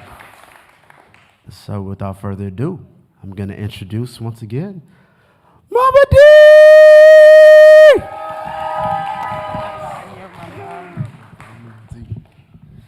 Okay, we're almost there. We're almost there. Before I bring up my friend and our delegate, Jackie Glass, I want to say to everybody in here, This is Virginia. Virginia's not black or white. Virginia is not gay or straight. Virginia is Palestine and India, Africa, America, LGBTQ. Virginia has every ability, physical, emotional, and not the same abilities. Virginia has so many diverse thoughts and ideas, but Virginia has collectively these young people carrying us forward. Y'all are it. Thank you. Yep. Y'all are it. Yep. I mean, young people are here, and if they're not here, they've applied from around the state, but, you know, just hearing their voices, it's beyond that. It's beyond our humble state, but y'all taking us around the world and back and checking us on all kinds of things that we got wrong so that y'all can move us forward so that we can get it right. So, you know, really appreciate you. Really appreciate you for that. And my friend and the lovely delegate who fights for everything right and just, not just for her district, but for her state and for all of us, like everywhere, is Delegate Jackie Glass, and she's here to make the rest of this happen. So come up, sister.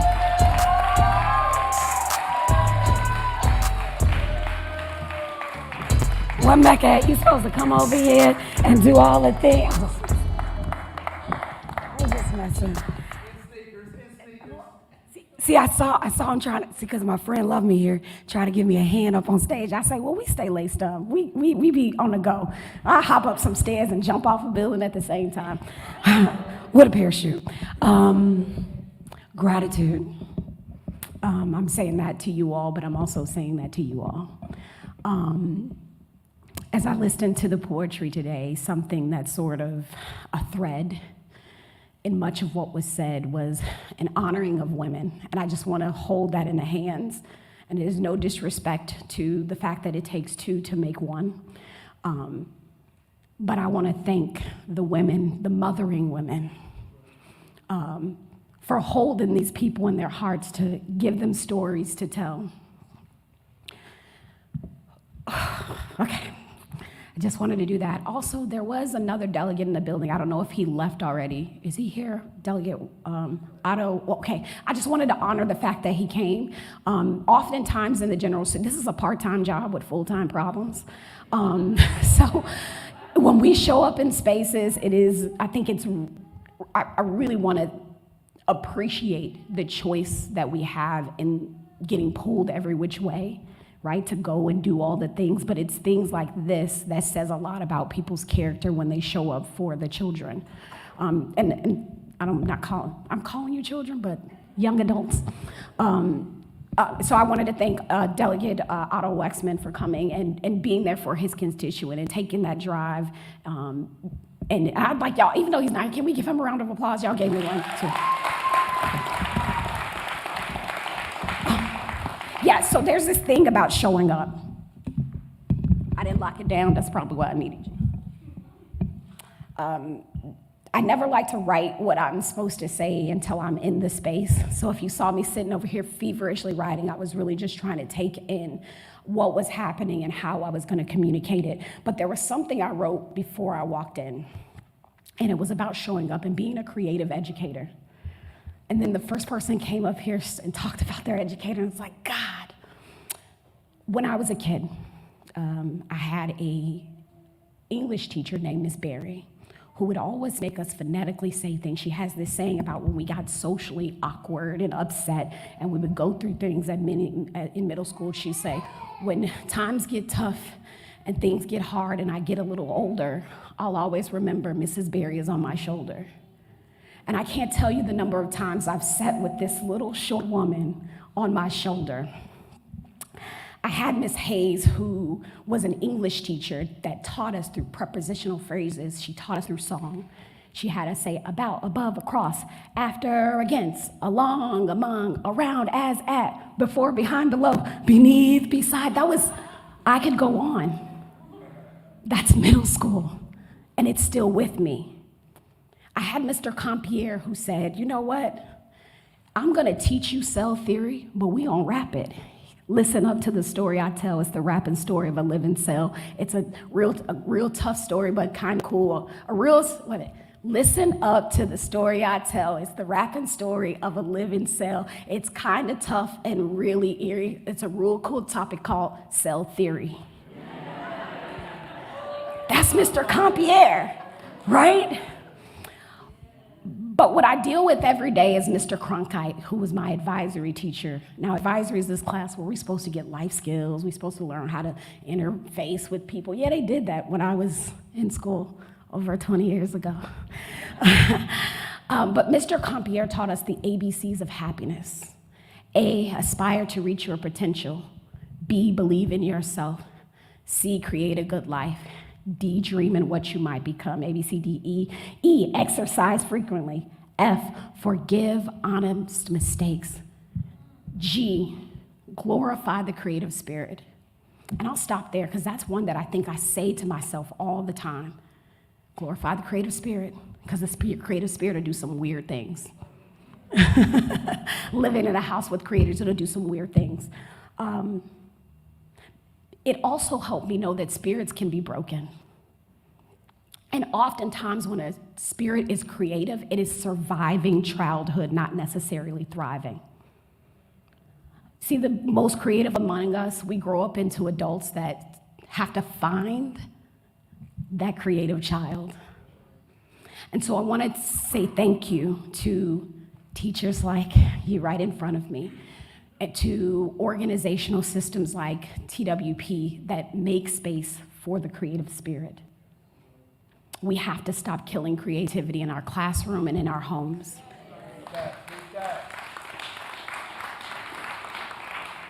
We do live in an economy, a permissive economy of give and take, right?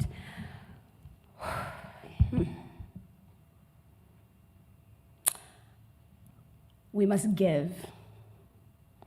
We must give patience, we must give love, we must give consequence, and I'm talking to us adults in here, to these young people. We must take their experiences and honor them for their truth, even if it isn't our lived truth. They're telling us. And I ask to you young people to give and take, right? Continue to give us your reality. Even if we're kind of jerks, and I want to use another word, but you know what that means, that thing back there. Even if we're that way about your truth and your keep giving it to us. But also take our wisdom and our lived experiences, because we're holding your truth and our truth and trying to create a new truth, and that's really hard when you get older. But keep giving it to us. Let us be the grandmothers that we heard about today.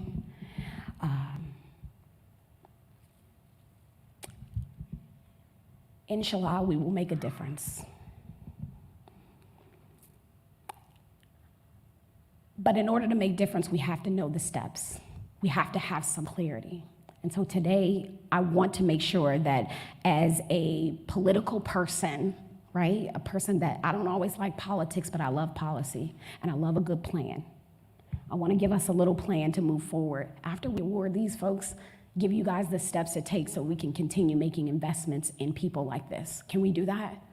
Can y'all hear me out on the investments that we can make? It's not all money. This past year, I started something called Creatives on the Capitol. We brought up creatives from across the Commonwealth to come to the Capitol and just share their truth, to advocate for money, to advocate for opportunities, to advocate to treat what they're doing as a real economy, as a real investment, just as we do farming and we do technology. All of y'all go to movies, you listen to music, you have clothes on. That's the creative economy. You take in these words. My ask to you is that as we move forward, that you advocate and your local governments for the creative economy. If you're having a hard time articulating what that is, I'm gonna stay, I am gonna jet set, but Mama D has the information. We'll be having a Creative Economy Summit on June 3rd to teach, to speak the language so that we can continue making the investments in the creative economy. And I want y'all to say it that way. We aren't just artists that the words aren't just words. The paintings aren't just paintings. This is not just a social project. It is a social enterprise. And art is what's gonna move us forward. It's the only thing connecting us right now. It's the only thing really keeping us to the truth of our history. Just saying. It is the only thing. It is the thing. And it is keeping these folks alive. So I hope that you make that connection, whether it's through TWP, do some homework on creative economy, and let's start speaking the language that allows us to make the investments as if it is a real thing, because it is. Can we do that? Cool. Mama D said don't take up too much time. I think I did. But lastly, I genuinely love you guys. Genuinely. And if ever you feel like, and the young man that went to Booker T, I want to thank you for giving us insight on the inside of that school. I appreciate you. That school is in my district, and I'm gonna keep it all the way funky, is that I've been kept out of it. And so I hope that you and I can connect and we can make some steps. May not be able to change what happens into the school, but I know that you're an amazing product of, and that you're gonna make a difference. And so with that, we're gonna do awards, and I've got something special for those who win and for those who want an opportunity. So we ready? It's time. Y'all give it up. We about to announce the winners!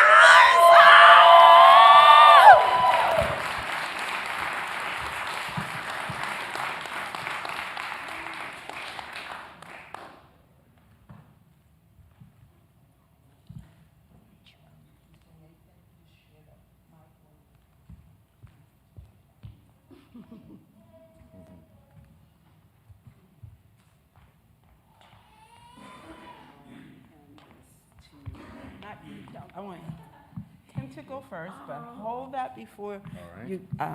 So I want to say one thing. Learning from history, and with the expansion, Hampton Roads Youth Poet Laureate Program used to be the 7 cities, because that's Hampton Roads. But there was young people in our region right outside of the seven cities that didn't have this opportunity. So with our collaboration, we expanded it to all of southeastern Virginia, which means the Poet Laureate and the ambassadors would be called, because you all will get opportunities all around the state, and sometimes we learned from our own experience, we couldn't get a poet to this place or that place, so we expanded it. So there will be a winner. There will be 3 Youth Poet Laureate ambassadors, and there's a Youth Poet Laureate ambassador alternate, and that person will get probably as much opportunities as the other ones, because they will also be called in to carry out the duties that you all have. And the other thing I want to say, speaking of the duties and responsibilities that come with this great opportunity, there's an expectation that you show up and that you be present and that you engage, and we'll go over that afterwards. But if you're not able to live up to your responsibilities, then a poet laureate could be asked, or an ambassador, to advocate their position, and then we have another person that would be able to move up and move into. So I wanted to say that because that's brand new, but I really want to make sure the ones, all 10 of you know the seriousness and the responsibility that comes with these distinctions. So I'll be quiet and pass it to Mr. Nathan to introduce the first Hampton Roads Youth Poet Laureate Ambassador. All right. All right, this first appointment is for the Hampton Roads Youth Poet Laureate Alternate Ambassador for the City of Norfolk for the period 2023 through 2024. Doreen Glass. Duran, I'm sorry. Duran. There you go. I just told this young brother during the break that those pauses during his poem were so profound. You know, it's what you don't say that is also as powerful as what you do say. Yeah. I just want to say that's my baby. All right. Next, we have the 2023-24 ambassador for the city of Chesapeake. We have Phoenix Banks. Come in.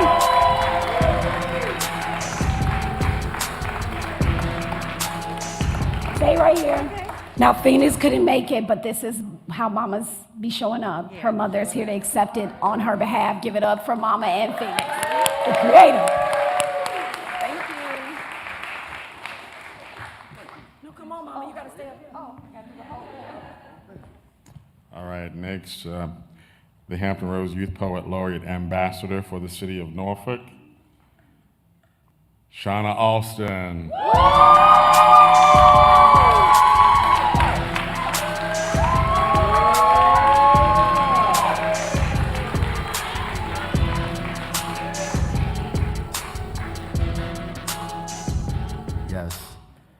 The 2023-24 Hampton Roads Youth Poet Laureate Ambassador for Sussex County.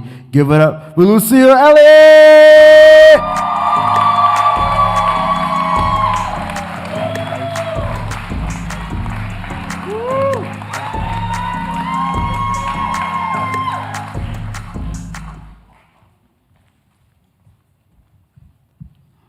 Are y'all ready to know the Hampton Roads Youth Poet Laureate? Give it up, let's go, give it, make it loud.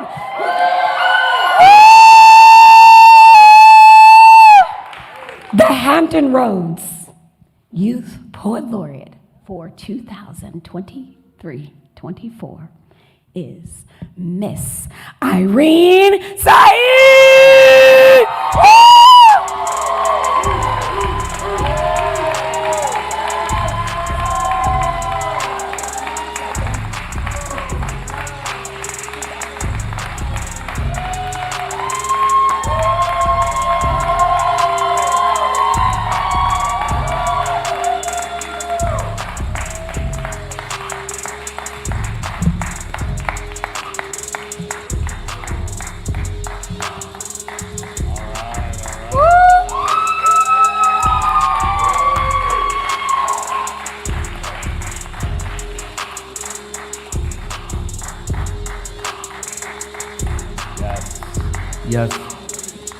Yes. So my Hampton Roads Youth Poet Laureates, y'all can definitely grab a seat for me. Thank you guys so much. Give it up for these poets one time, y'all. And now we're gonna transition to the Virginia Youth Poet Laureate. Give it up for them one time.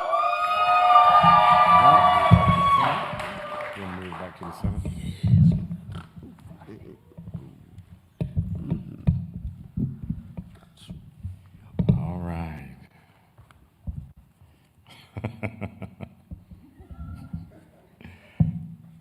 Keeper of the secrets. Now this is for the Virginia Youth Poet Laureate Ambassador for the City of Norfolk, Shauna Alston.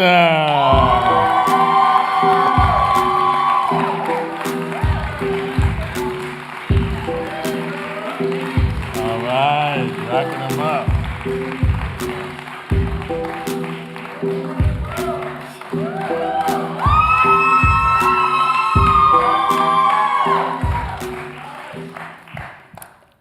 Just remember when we say these names, they represent in the Commonwealth of Virginia. Virginia's Youth Poet Laureate Ambassador from representing the city of Virginia Beach. Irene Saeed, I got you twice. Let's go.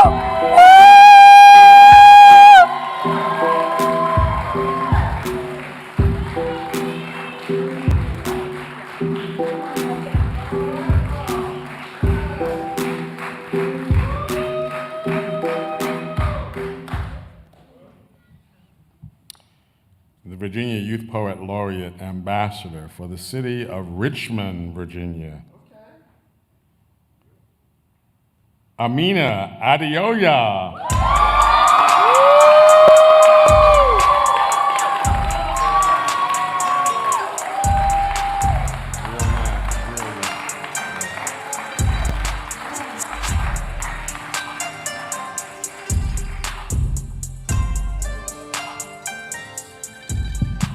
The Virginia Youth Poet Laureate Ambassador for the city of Chester 2023-24. Give it up for Fairuz Bashari! Woo! Congratulations.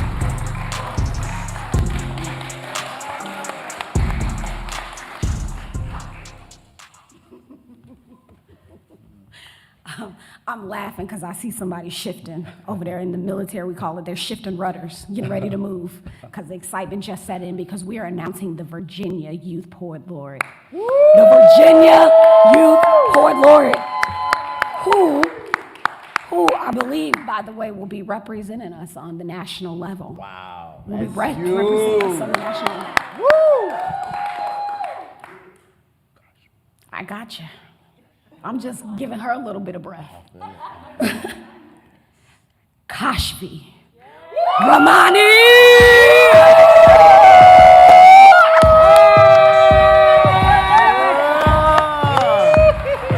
Congratulations.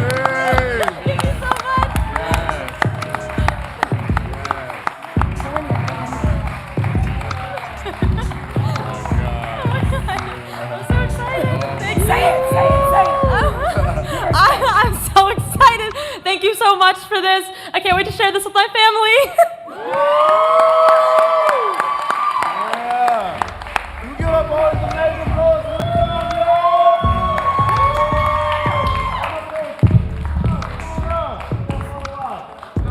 Yeah, give it up for these poets, y'all.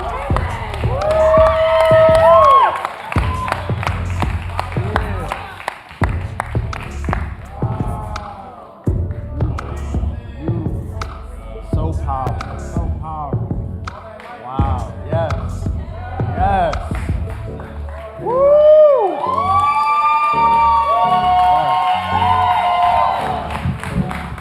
Excuse me just a second. I don't know if you all were here when I spoke during the first part about the centennial celebration of the Poetry Society of Virginia, which is this coming weekend, Friday, Saturday, Sunday.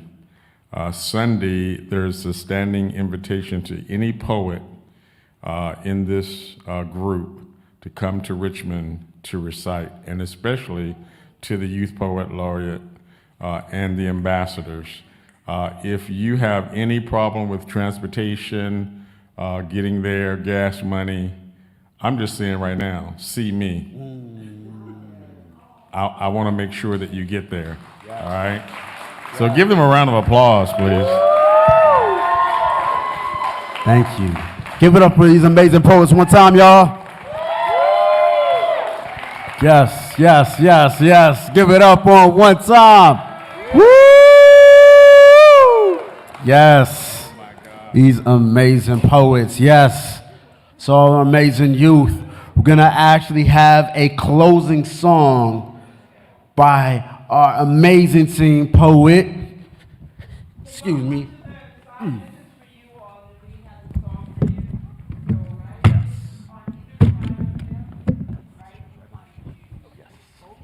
Yes. Yes, everybody give it up for Naveen Servan.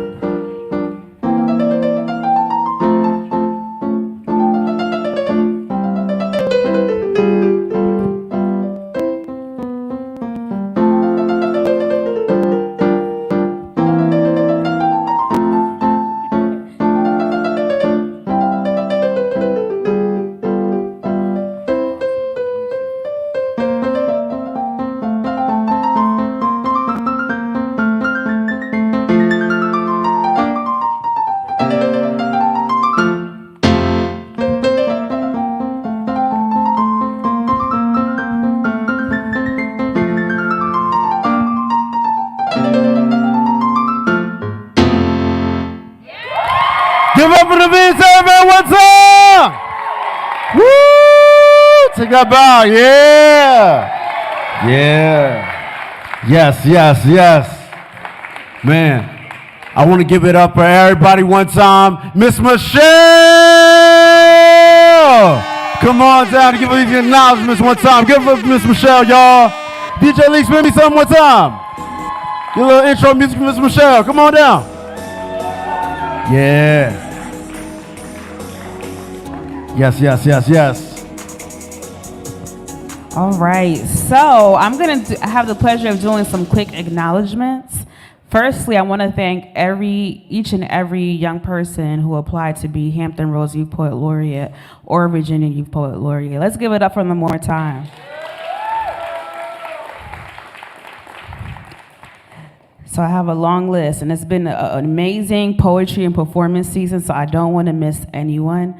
I'm going to start off by thanking our funders, Virginia Humanities, as well as Virginia Beach Arts and Cultural Affairs. Let's give it up for them. I also want to thank our corporate sponsors, Geico and Capital Group. I want to thank our partners at Union Kempsville, Princess Anne County Training School. I practice that. And our elders there, thank you all so much for what you poured into our young people and the adults. I also want to thank our teaching artists, Ms. Shauna, Mecca, Andre, and our staff and volunteers. I want to give a shout out to our teaching partners at all of our schools. Bayside Middle, Bayside High School, Granby, Cox, First Colonial High School, Renaissance Academy, Booker T. Washington, Suffolk Pruden Career Center, and Norview Middle School. Let's give it up for them. And our judges for this year for the Virginia Poet Laureate, as well as the Hampton Roads Poet Laureate, and our national partners, Urban Word and the National Youth Poet Laureate Program. And our delegates and all of our city officials, thank you to Mayor Bobby Dyer from the city of Virginia Beach, as well as Mayor Kenny Alexander from the city of Norfolk. I think that's everybody, and if I miss you, I want to say thank you from the bottom of our hearts, as well as our interns and volunteers. They held us down all season long, so I don't want to miss them. And all of our partners, also our venue partners. So let's give it up for the Z, Governor School for the Arts, and the Poetry Society of Virginia. All right, so we're gonna do some quick photos, and before we head out, I also wanna invite you all to come see us at Something in the Water at 3 p.m. We're gonna be on the community stage, and you don't need a ticket, so you can come see some more poetry and music there. Thank you all.